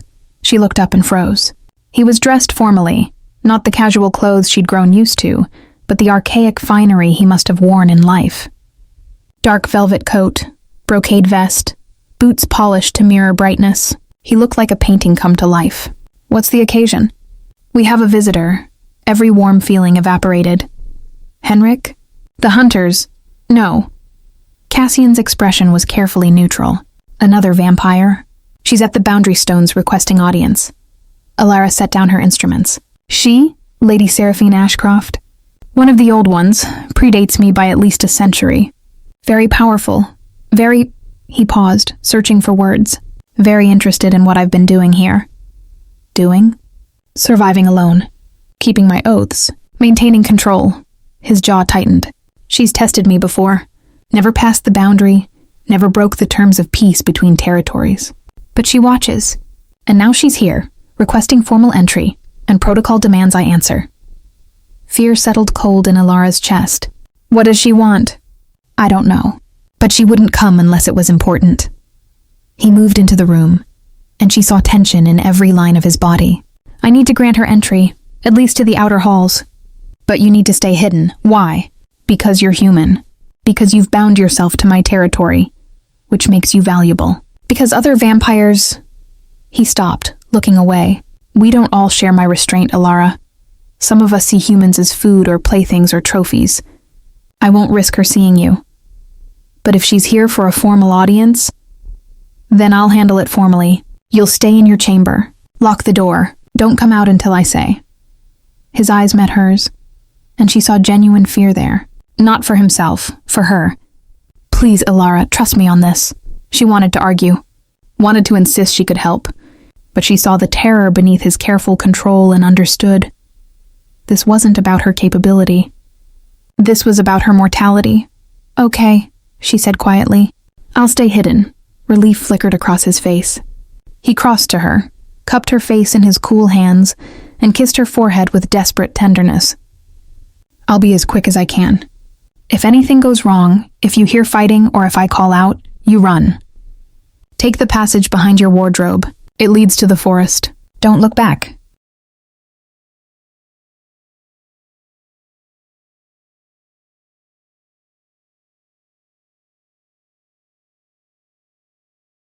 "Cassian, promise me." His intensity left no room for argument. "I promise." He kissed her once more. Quick, fierce, then was gone, moving through the sanctuary with inhuman speed. Elara waited until his footsteps faded, then hurried to her chamber and locked the door as instructed. But she didn't retreat completely. She cracked open her window, the one that overlooked the entrance hall below, and listened. Cassian's voice, formal and cold. "Lady Ashcroft, you've requested entry. State your purpose." A woman's voice answered. Smooth as aged wine, dangerous as a blade. "Cassian Devereaux, how deliciously isolated you've become. Aren't you going to invite me in properly? You have entry to the outer halls. Nothing more. So suspicious. And after I've come all this way to check on your well-being." The false warmth in her tone made Elara's skin crawl. "I heard rumors, you see. Troubling rumors about magical disturbances in your territory. A mage killed. Hunters fleeing in terror. And all to protect..." A pause, weighted with implication. "What were you protecting, Cassian?" "That's my business, is it?" Seraphine's voice sharpened. "The old laws are clear. Vampire lords have territories. vassals, power. But you've chosen this peculiar exile, this performance of restraint. It makes others curious, worried even. What if your control fails? What if you're simply biding your time, building power in secret? I've kept my oaths for over a century. The Thornwood's magic binds me to them. Magic can be broken. Oaths can be twisted. The sound of footsteps, slow, measured, menacing. I think you're hiding something, Lord Devereux. Something precious. Something that's made you break your precious isolation. Alara's breath caught. I'm hiding nothing, Cassian said flatly. Your journey here was wasted. Then you won't mind if I look around? Just a quick survey of your sanctuary, to ensure you're not compromised. You have no right. I have every right. Steel entered Seraphine's voice. I'm an elder. You're a rogue lord playing at penance. If I suspect you're harboring something dangerous, a relic, a grimoire, a weapon, I'm entitled to investigate. Unless... Another weighted pause. Unless you'd like to explain what's really happening here. Silence stretched. Alara pressed herself against the wall, heart hammering so loud she was sure they'd hear it somehow. There's nothing to explain, Cassian finally said. Liar. The word snapped out. I can smell her, Cassian. Human, female, living in your sanctuary, bound to your territory by magic that reeks of... What is that? Protection? Courtship? A laugh like breaking glass. Oh, this is delicious. The great ascetic has taken a lover. How wonderfully hypocritical. She's under my protection. That's all you need to know. Protection implies threat. What's threatening her? Or more accurately, who's hunting her? Because if there are humans coming into the Thornwood seeking justice or vengeance, that becomes everyone's problem. The situation is contained. Is it? Because from where I stand, you violated about 6 territorial protocols. Harboring a fugitive, killing humans and mages who entered your domain, binding a mortal to your magic without permission from the Elder Council.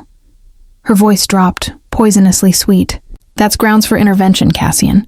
For stripping your territory and placing you under observation. Unless, of course, you can convince me this is all perfectly innocent.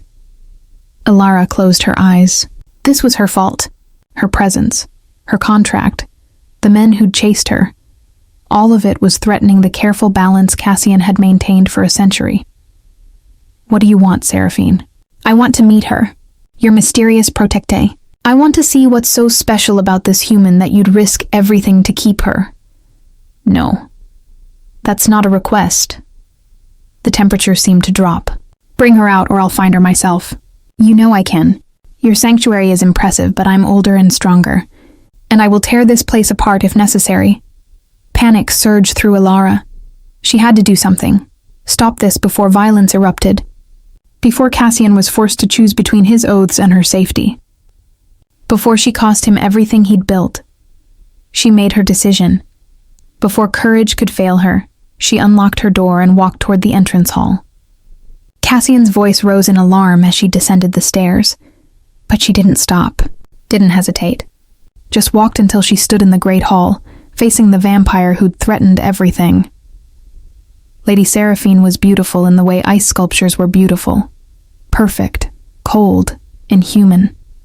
She wore black silk that seemed to absorb light, and her eyes were such a pale gray they were almost white. When she smiled, her fangs gleamed. Well, well, she purred. How refreshingly bold. Most humans cower when they see me. I'm not most humans. Alara kept her voice steady through sheer will. I'm Alara Thorne, under Lord Devereux's protection. And you're trespassing. Seraphine's eyebrows rose. Trespassing? I was invited into the outer halls. This is the inner sanctuary. You have no right to be here. Alara, Cassian started, but she cut him off. She wants to meet me? Fine, she's met me. Now she can leave. Seraphine laughed, genuine amusement lighting her dead eyes. Oh, I like her. Where did you find this one, Cassian? She's magnificent. Her gaze raked over Alara, assessing. Pretty, intelligent, brave to the point of stupidity. I can see why you're smitten. I'm protected by blood oath and territory magic, Alara said, ignoring the casual cruelty. If you harm me, you violate every law you claim to uphold. So either leave peacefully, or admit you came here to break the same rules you're accusing Lord Devereux of violating. Silence. Seraphine stared at her. and Alara felt the weight of that ancient gaze like physical pressure. She didn't flinch, didn't look away, just met those pale eyes with every ounce of determination she possessed. Finally, Seraphine smiled. Not the cruel mockery from before, but something almost respectful. "You're wasted on him," she said. "Come with me instead. I'll teach you things this reformed drunkard never could. Power, eternity, freedom from mortality's limits. I don't want eternity. I want the life I've chosen, for now. But ask yourself, little mortal, what happens when you grow old and he doesn't? When your beauty fades and his remains? When you die and he continues alone?" She moved closer and Cassian tensed. "He'll mourn you. Probably for centuries. Add your name to his collection of losses. Is that the legacy you want? To be another corpse haunting his memory?" The words hit like knives, but Alara stood firm. "That's between me and Cassian. Not you. Everything that happens in vampire territories is my business." Seraphine's amusement faded. "But you're right about one thing. I have no grounds to interfere, unless Lord Devereaux has actually violated protocol. And since you're here willingly, bound by your own choice..." She turned to Cassian. "I'll report that your situation is unusual but acceptable. For now." "Generous," Cassian said flatly. "Don't mistake this for approval. I'm watching, Cassian. If your control slips, if you turn her without proper consent, if any of this becomes problematic, I'll return. And next time, I won't be so pleasant." She looked at Alara once more. "Take care, little mortal. You're playing a dangerous game with forces you don't understand. Enjoy your borrowed time." Then she was gone. Not walking, just gone, vanished like smoke. The moment she disappeared, Cassian was at Alara's side, hands on her shoulders, eyes wild with fear and fury. "What were you thinking? I told you to stay hidden. She would have found me anyway. You know that. She could have killed you, could have taken you just to spite me. Could have..." He stopped, breathing hard. "Don't ever do that again. Please. I won't stand by and watch you lose everything because of me." She grabbed his hands, held them tight. "You've sacrificed too much already. I won't be the reason you lose your territory, your freedom, your peace. You're worth all of it." "No, I'm not." She said it gently but firmly. "I'm one person, Cassian. One mortal woman who's already cost you more than she should. I won't..." He kissed her, hard and desperate and absolutely devastating. His hands came up to frame her face, and he poured 300 years of loneliness and longing and love into that kiss. When he pulled back, his eyes were bright with something that might have been tears if he could cry them. "You're not just one person," he said roughly. "You're the reason I remember how to feel, how to hope, how to be something more than a cautious prisoner in my own domain." His forehead pressed to hers. "So yes, you're worth it. Worth everything.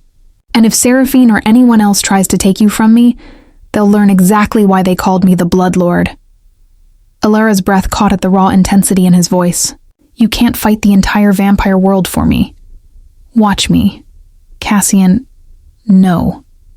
He pulled back, and his expression had shifted, no longer afraid, but determined, resolute.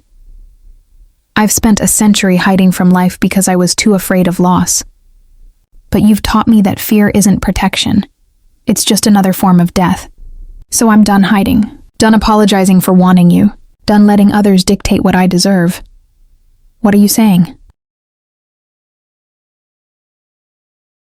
"I'm saying that if the price of keeping you is war, then I'll pay it. If the price is losing my territory, I'll pay it. If the price is breaking every oath except the ones I made to you," his jaw set, "then I'll pay it gladly." She should have argued.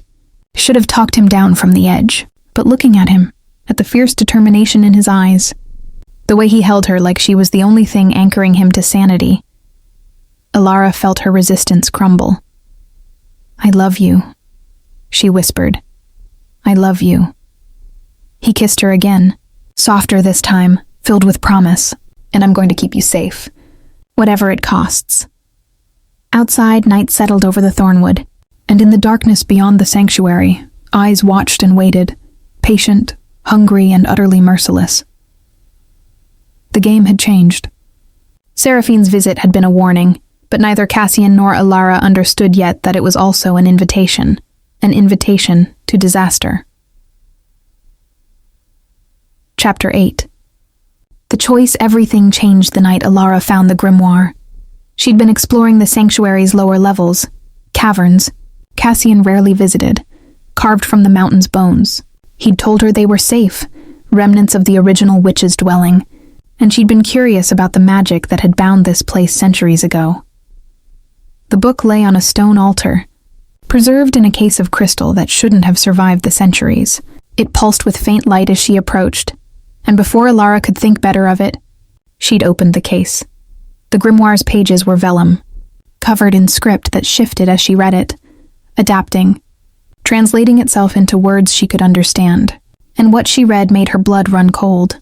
The curse of immortal longing, to bind a vampire to eternal isolation. Thus must it be done.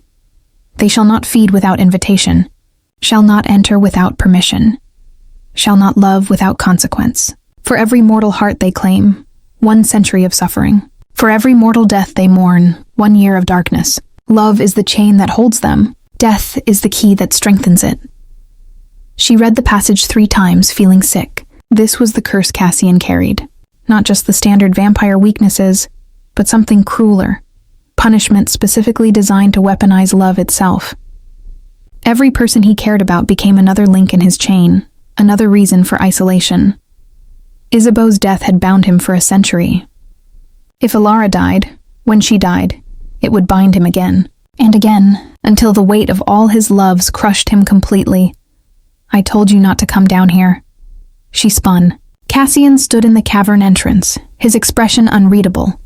You knew, Alara said, about the curse, about what happens when you die. Yes. He moved into the cavern, and she saw weariness in every line of his body. The witch who bound me didn't just want me isolated.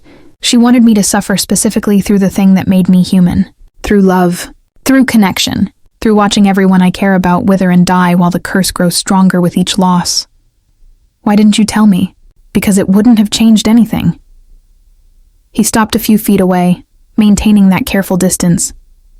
You would have stayed anyway, or you would have left to protect me. Either way, you'd have made your choice based on my curse rather than your own desires. And his voice cracked. I wanted you to choose me, just once. Just you, choosing to stay because you wanted to, not because you felt obligated or guilty or noble. Alara stared at the grimoire, at the terrible knowledge it contained. If I die, you'll be bound for another century, isolated, suffering. Yes, and you were going to let me stay anyway. We're going to love me, knowing it would just make everything worse when I'm gone. Yes. He said it without hesitation, because having you here, knowing you, loving you, even if it's only for a handful of years, is worth a century of darkness. You are worth any price the curse demands. Tears burned her eyes. That's not fair to you. Life isn't fair. Death isn't fair. This curse definitely isn't fair. He finally closed the distance, taking her hands in his.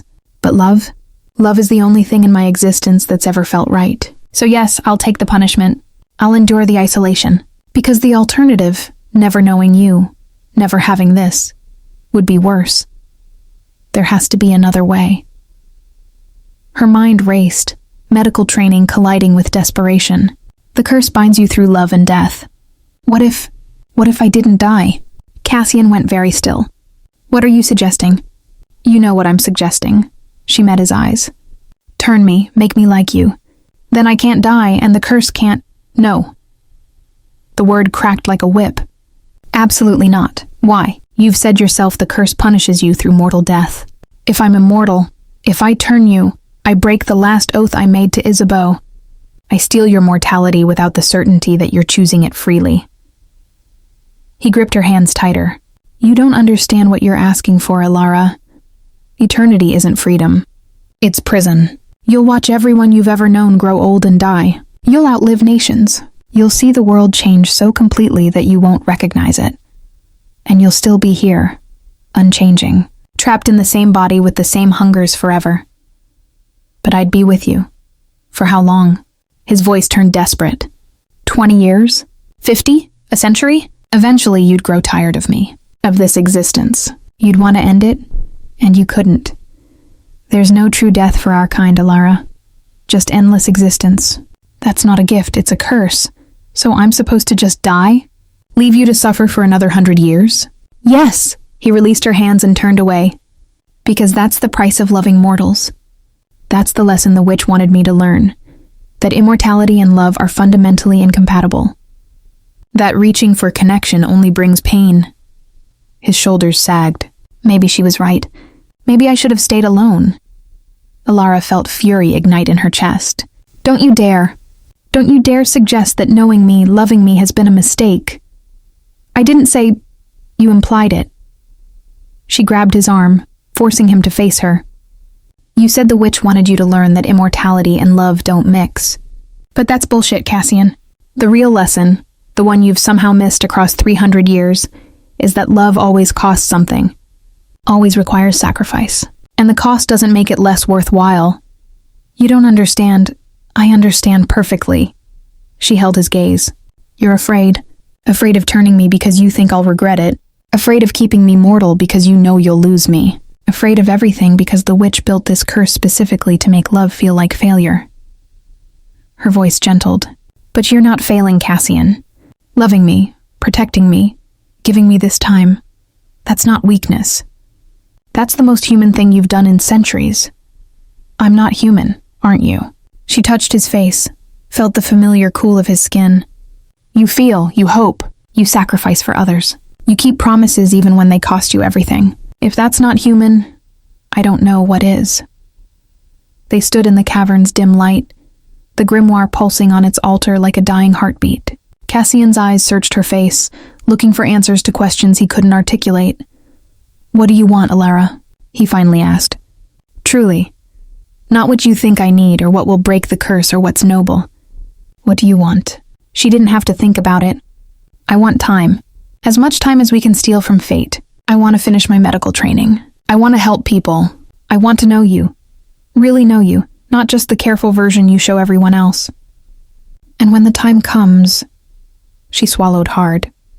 When I'm old, when death is natural and earned and right, I want to go peacefully, knowing I lived fully. And the curse? Let it be cruel. Let it punish you, but don't let it rob us of now. She stepped closer. We can't control what happens when I die, but we can control what we do with the time we have. So let's choose to actually live it, instead of spending every moment mourning what we'll eventually lose. Something in Cassian's expression broke. Some final wall he'd been maintaining. He pulled her into his arms, burying his face in her hair, and his body shook with grief and relief and love too vast for words. You're right, he whispered. God help me, you're right. I've been so focused on the ending that I forgot to live the story. Then let's live it. She held him tight. However long we have, however it ends, let's just live. They stood like that for a long time, wrapped around each other in the darkness, while the grimoire pulsed forgotten on its altar. And slowly, so slowly, Alara felt Cassian's tension ease. Felt him accept what she was offering. Not forever, not eternity, but something simpler and more precious. Now. This moment. This love. When they finally pulled apart, Cassian framed her face in his hands and kissed her with a gentleness that held centuries of longing. I love you, he said against her lips. For however long you'll have me. For whatever time we're given. I love you completely. I love you too. She smiled through tears. Now take me upstairs and show me what 300 years of experience really means. His laugh was startled and genuine. Alara Thorne, are you propositioning me? I'm choosing you. Choosing this. Choosing us. She took his hand. Unless you'd rather stay down here with dusty grimoires and ancient curses. Not even slightly. He laced their fingers together and led her toward the stairs. Though fair warning, 300 years of restraint means I might be a bit rusty. We'll practice. She squeezed his hand. We have time. As they climbed toward the sanctuary proper, neither of them noticed the shadow that detached from the cavern wall. Neither saw the figure that had been listening, learning, planning. Neither understood that Seraphine hadn't given up. She'd simply been waiting for the perfect moment to strike, and they'd just given it to her. Chapter 9. The breaking point Ilara woke to wrongness. The sanctuary was too quiet. No fire crackling, no sound of Cassian moving through the halls. Just silence, thick and heavy as grave dirt. She rose quickly, pulling on her robe, and moved through rooms that felt suddenly too large, too empty. Cassian? No answer. Fear coiled in her chest. He never left without telling her. Never disappeared without explanation. Something was wrong.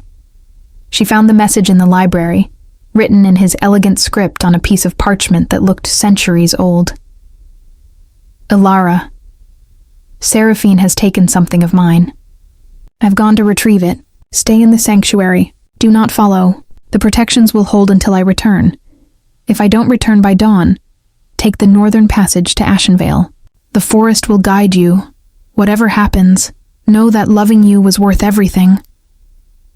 The parchment shook in her hands. She read it 3 times, feeling ice spread through her veins. If I don't return. As if he'd already accepted he might not. Ilara's medical training kicked in. Assess, analyze, act. Seraphine had taken something. Bait, obviously. A trap designed to draw Cassian out of the sanctuary, away from the forest's protection. And he'd gone anyway because that's what he did. Sacrificed himself. Kept his oaths even when they destroyed him. No, Ilara said aloud. No, not this time. She dressed quickly. Practical clothes, boots, the knife Cassian had given her for protection. Then she raided his study, looking for anything that might help. Maps of vampire territories, notes on Seraphine's domain. And there, a journal entry from decades ago. Seraphine's weakness. Pride. She cannot resist a challenge to her authority or a test of strength. She's survived centuries by ensuring she's always the most powerful creature in the room. Her second weakness? She collects things. Treasures, rarities, trophies of her victories. If she ever moves against me, it will be to add me to her collection. She's coveted my territory for decades. Not for the land, but for the prestige of breaking the reformed vampire. Understanding clicked into place. Seraphine didn't want Cassian dead. She wanted him broken. Wanted to prove that his centuries of restraint were just performance. That underneath he was still the Bloodlord. Still the monster. And she was using whatever she'd taken. Probably some relic or artifact from the sanctuary to force him into a confrontation that would shatter his control. Unless Ilara got there first. She grabbed the map, showing Seraphine's territory. A ruined estate 15 miles west, near the boundary of the Thornwood's protection, close enough to be deliberate, far enough to be dangerous. Ilara left through the hidden passage Cassian had shown her weeks ago, the one that led directly into the deep forest. The Thornwood recognized her now. Paths opened before her feet, branches bent aside, and she moved through the darkness with speed she couldn't have managed without Cassian's training. But not fast enough. She could feel time slipping away, could sense the confrontation ahead like a storm building on the horizon. The estate appeared suddenly, a Gothic monstrosity of crumbling stone and broken windows, half reclaimed by forest. But not abandoned. Lights flickered in the windows, and she could hear voices. Laughter. The sound of a gathering. She approached cautiously, using every stealth technique Cassian had taught her. The estate's grounds were littered with the detritus of centuries. Broken statuary, dead gardens, a fountain long gone dry. And in the center of it all, a courtyard lit by torches. Ilara crept close enough to see through the iron fence. And what she saw made her blood freeze. Cassian knelt in the center of the courtyard, silver chains binding his arms, his chest. Blood, his blood, stained his shirt where the chains had burned through. Around him stood a circle of vampires, perhaps a dozen, all watching with predatory interest. And Seraphine stood before him, holding something wrapped in silk. I must say, Cassian, I expected more resistance. Her voice carried across the courtyard, poisonously sweet. Where's the famous Bloodlord? The monster who once laid waste to armies? All I see is a broken creature playing at humanity. Give it back, Seraphine. Cassian's voice was steady despite his position. Whatever point you're trying to make, you've made it. Oh, but I haven't. She unwrapped the silk, revealing a wooden box carved with symbols Alara didn't recognize. "Do you know what this is, old friend? This is the phylactery containing the witch's original curse.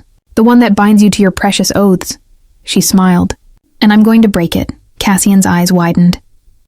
Why not? You've suffered long enough, haven't you? A century of isolation and restraint. It's time you were free." She opened the box, and green light spilled out. "Free to be what you truly are. Free to stop pretending you're anything but a monster.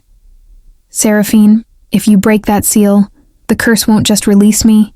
It'll rebound. I know what it will do." Her smile turned vicious.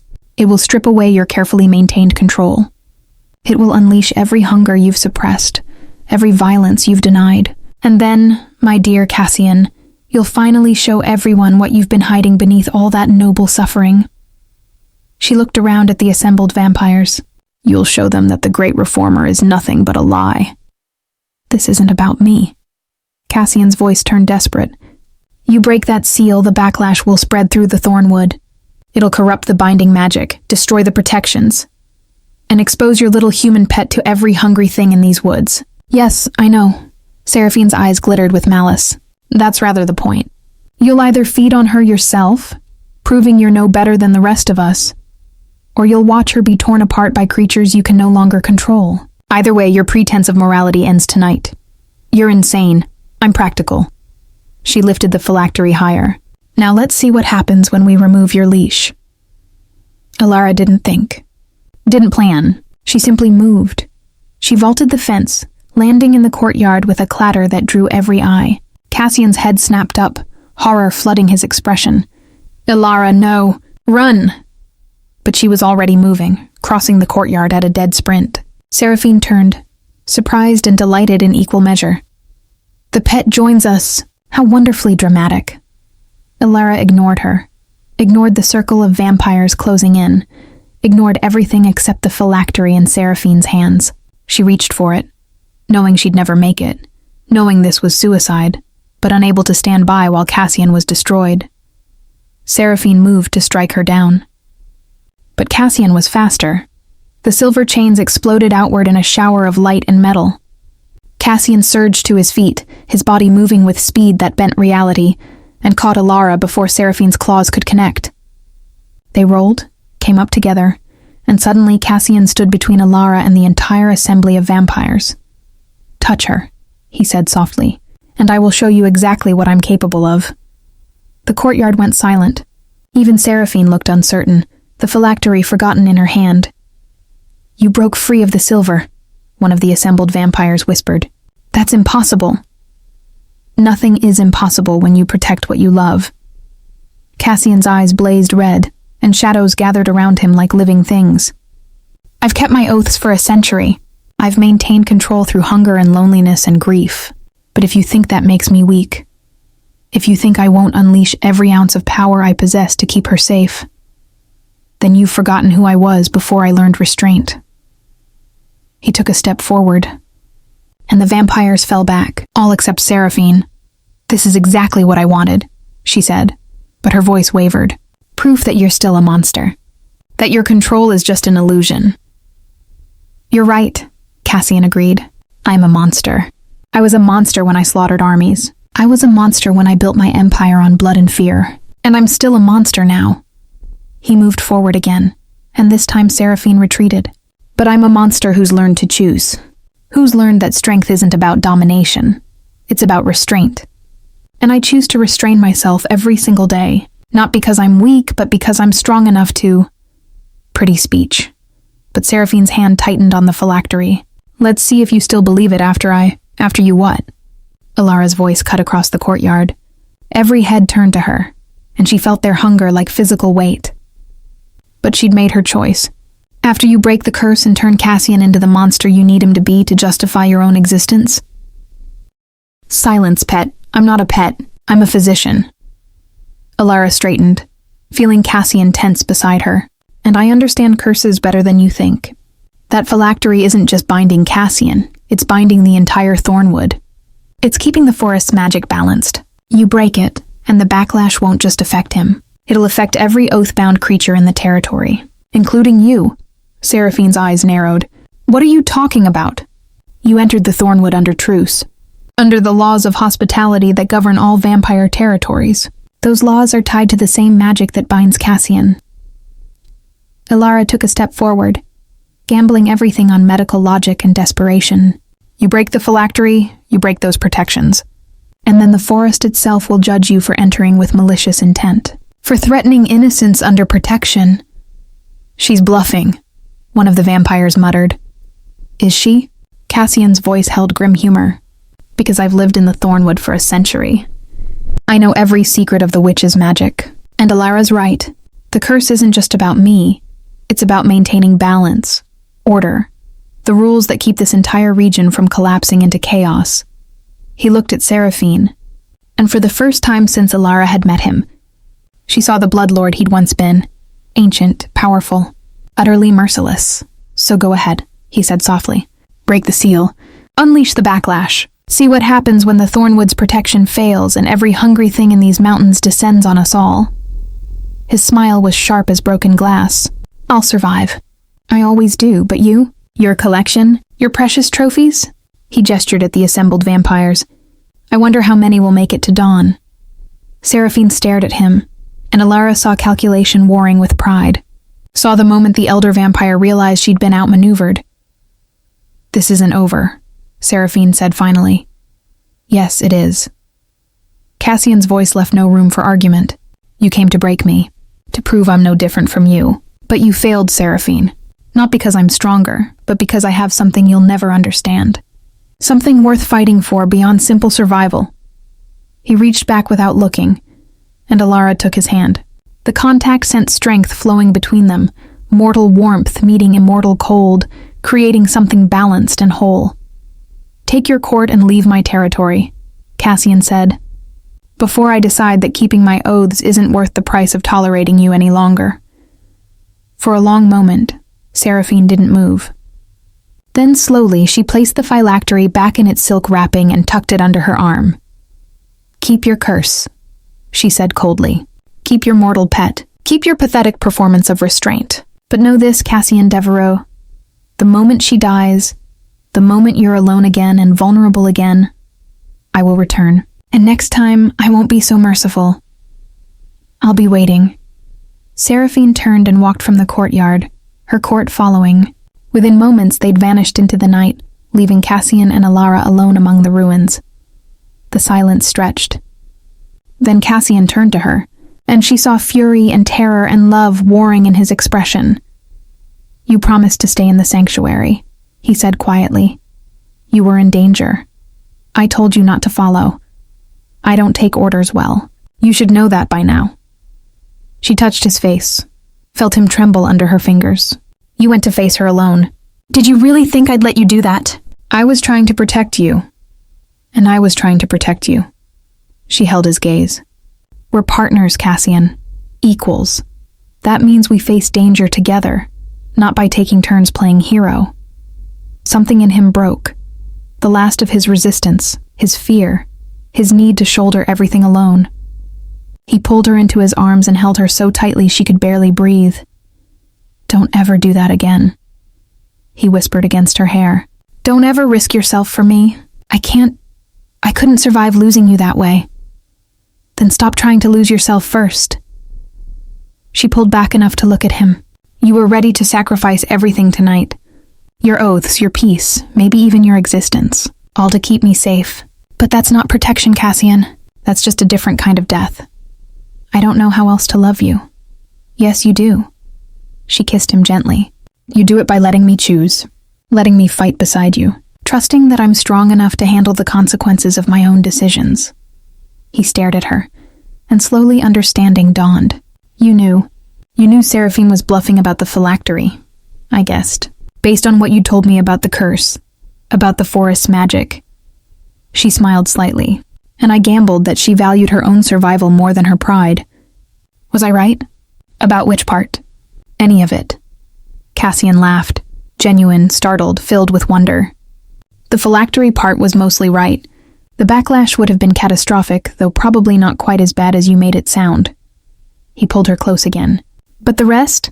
The part about us being partners, about facing things together? You're absolutely right about that. Good. She rested her head against his chest. Because I'm not going anywhere. And neither are you. We face the rest of it, whatever comes together. They stood in the ruined courtyard as dawn painted the horizon with pale light. And as the sun touched Cassian's face without burning, without pain, Alara understood something fundamental. Love wasn't the curse. Fear was, isolation was, the refusal to risk connection because loss was inevitable, but they'd chosen differently. Chosen to risk, to hope, to love, despite knowing how it would end. And that choice, that simple, terrifying, beautiful choice, was worth every curse the world could devise. Come on, Cassian said softly. Let's go home. They walked back to the thornwood hand in hand, and the forest opened before them like a blessing. Chapter 10. The Eternal Bargain. 6 months passed like a dream. Alara completed her medical studies, using the resources Cassian provided and her own relentless dedication. She set up a small clinic in a village at the edge of the thornwood, treating farmers and travelers who'd learned that the strange woman from the haunted forest asked no questions and charged only what people could afford. Cassian accompanied her sometimes. Always in shadow, always careful, he'd become known as her mysterious benefactor, the reclusive lord who funded her work. People whispered, of course, about the age difference that didn't exist, about the relationship that broke conventions, about the way he never seemed to age or eat or appear during brightest daylight. But the Thornwood's magic protected them. And Alara's skill earned respect that silenced most criticism. They were happy. Impossibly, preciously happy. Until the day Alara fainted during surgery. She woke in her own chamber in the sanctuary, with Cassian sitting beside her bed, his face drawn with worry. How long was I out? She asked. 3 hours? His hand found hers, cool and steady. You collapsed during the amputation. Your assistant finished the procedure, then brought you here. The patient? Stable, resting, asking about you. His thumb brushed across her knuckles. Alara, when did you last eat? This morning. I think. She tried to sit up, felt the room spin. Maybe yesterday morning? You're working too hard, pushing yourself beyond safe limits. He pressed a glass of water into her hands. You need to rest. Take time to... I'm fine. Just tired. You're not fine. His voice held an edge she rarely heard. I can hear the changes in your heartbeat. Can smell the exhaustion in your blood. You're burning yourself out and I don't know how to stop you. Alara met his eyes and saw genuine fear there. I'm mortal, Cassian. This is what mortality looks like. We burn bright and brief. That's the deal. Then change the deal. Silence crashed between them. She set down the water glass carefully. What are you saying? I'm saying that I've watched you work yourself to exhaustion for 6 months. Watched you pour everything you have into healing others while slowly destroying yourself. And I'm terrified that one day you're going to collapse and not wake up. And I'll have to live with the knowledge that I could have prevented it but didn't, because I was too afraid of breaking an oath to a woman who's been dead for a century. Isabeau. Would want you to live. His grip on her hand tightened. Would want me to stop hiding behind noble suffering and actually offer you a choice. A real choice, made with full knowledge and without pressure. Alara's heart hammered. You want to turn me. I want you to have the option. He released her hand and moved to the window, silhouetting himself against the afternoon light. I've been researching the process, talking to old contacts. There are ways to do it safely, to ensure you retain your humanity, your compassion, your soul, if such things even exist for creatures like us. But the curse punishes me for mortal death, not for consensual transformation. He turned, and in his eyes she saw desperate hope. If you choose this, truly choose it without coercion or obligation, then it's not a violation of my oath. It's freedom. For both of us. Alara sat with that knowledge, turning it over in her mind like a puzzle. She'd spent 6 months coming to terms with her mortality, with the reality that she'd grow old while Cassian remained unchanged, had accepted it as the price of loving him. But now he was offering an alternative. Eternity. Partnership. The chance to continue her work for centuries instead of decades, and the cost would be everything she'd ever been. "Tell me honestly," she said. "What would I lose?" Cassian moved back to her bedside and sank into the chair, looking suddenly exhausted. "Daylight, though less than you'd think. I can walk in sun, and so could you eventually, with enough control. The ability to have children. Normal food will taste like ash. You'll need blood to survive, though you can train yourself to take only from willing donors or animals." He paused, choosing his next words carefully. "You'll watch everyone you know age and die. Your father, your friends from medical school, every patient you've ever treated. They'll all become dust while you continue, and you'll have to move frequently, change identities, hide what you are from most of the world." "But I'd have time," Alara said slowly. "Time to perfect my skills, to help more people, to make a real difference in the world. Yes, though you'd have to be careful about it. Can't let anyone notice that the same doctor is practicing in different cities across centuries. And I'd have you." His expression softened. "You'd have me? For as long as you wanted me. Would I still be me? Still think the same way? Feel the same things?" "Yes and no," he struggled for words. "You'd still be essentially yourself. Same memories, same personality, same core values, but you'd also be more. Stronger. Faster. Your senses would sharpen to the point where the world becomes almost overwhelming at first. And the hunger?" He looked away. "The hunger is always there. It's manageable, especially after the first few years, but it never completely goes away. Could I still practice medicine? Why wouldn't you? Because I'd be a predator treating prey. Because every patient would be a walking meal. Because the Hippocratic Oath says, first, do no harm, and I'm not sure that applies to creatures who need to harm to survive. You wouldn't harm your patients any more than I've harmed you." His voice turned fierce. "The hunger doesn't erase compassion, Alara. It just makes it harder to practice. But you're already the most disciplined person I know. You'd master it." She wanted to believe him. Wanted to imagine a future where she could continue her work for centuries. Where she and Cassian could face the world together as equals. Where death became something distant and abstract, instead of an approaching certainty. But she thought about her mother, who'd died at 43, having lived fully and fiercely and without regret. Thought about Isabeau, who'd refused eternity because she understood that mortality gave life meaning. "I need time," she said finally, "to think about this, to decide if I'm willing to give up everything I am for the chance to become something else." Pain flickered through Cassian's expression, but he nodded. "Of course. Take all the time you need. I'll abide by whatever you decide. And if I choose to stay mortal, then I'll love you for however long you live. And I'll carry the memory of you forward into whatever comes next." He stood, pressed a kiss to her forehead with infinite gentleness. "Rest now. We'll talk more when you're stronger." He left her alone with her thoughts and her fear and her impossible choice. The decision came 3 weeks later, on a night when the moon hung full and bright over the thornwood. Alara had spent the time working, thinking, testing her own limits. She delivered twins during a difficult birth, saved a child from fever, set broken bones and sutured wounds until her hands cramped. And through it all, she'd felt mortality pressing down, the exhaustion, the limited time, the knowledge that even her best efforts would only matter for the brief span of a human lifetime. She found Cassian in the library, reading by candlelight even though he didn't need it. "I've made my decision," she said. He looked up, and she saw fear and hope warring in his eyes. "Tell me." Alara crossed to him, knelt so they were eye level, and took his hands. "I want to live. Not just survive, not just exist, actually live.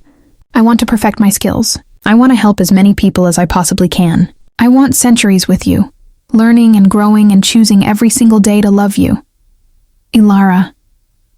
But I also want you to understand that I'm choosing this for me, not to save you from the curse, not because I'm afraid of dying, not because I think immortality will solve anything. I'm choosing it because I want the chance to become more than what I currently am, to see how much good one life, one eternal life, can do." Cassian's eyes closed, and she saw his throat work with emotion. "You're certain?" "Completely." "Then I'll need time to prepare. The transformation is intense, painful, and dangerous if not done correctly.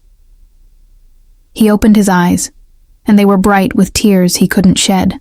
It will take 3 days, 3 nights of agony while your body dies and rebuilds itself. I'll be with you the entire time, but I can't take away the pain, can't make it easier.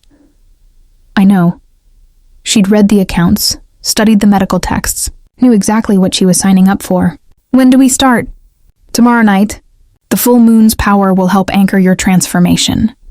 He pulled her close, and she felt him trembling. I love you. Whatever happens, whatever you become, I love you. I love you too. She tilted her head back, offering her throat with complete trust. And I'm ready. They spent the next day in preparation. Cassian explained the ritual, the old magic that would bind her transformation to the thornwood itself, making her part of the forest's power structure. Ilara wrote letters to her father, to her colleagues, to the people she'd treated, explaining that she was leaving to continue her studies abroad. It wasn't entirely a lie. As sunset painted the sanctuary in shades of blood and gold, Cassian led her to a chamber she'd never seen before, a round room carved from living rock, with channels cut into the floor in intricate patterns. At the center, a bed draped in white silk. This is where I was turned, he said quietly, 347 years ago. I've kept it preserved, though I've never understood why until now. He looked at her. It feels right. Doing this here, completing the circle. Ilara lay down on the bed, feeling silk cool against her skin. Cassian knelt beside her, and in the dying light he looked like a painting from the Renaissance. Beautiful, tragic, utterly inhuman. Last chance, he whispered. Once we start, there's no going back. I don't want to go back. She reached for him. Only forward. With you. He nodded once, then leaned down and kissed her, slowly, thoroughly, with a gentleness that made her heart ache. When he pulled back, his eyes had gone red. I'm sorry, he said, for the pain I'm about to cause you. Don't be sorry. Just don't let me die alone. Never. He positioned himself above her, one hand cradling her head. I'll be here. Every moment. Every breath. Every heartbeat until your heart stops and starts again. Then he struck. His fangs pierced her throat, and Ilara gasped at the initial pain, sharp, bright, overwhelming. Then euphoria followed, pleasure so intense it bordered on agony. She felt her blood flowing out, felt Cassian drinking deeply, felt her life draining away. The world began to dim. Her heartbeat slowed. Her breathing became shallow. This was death, real death, the edge between existence and nothing.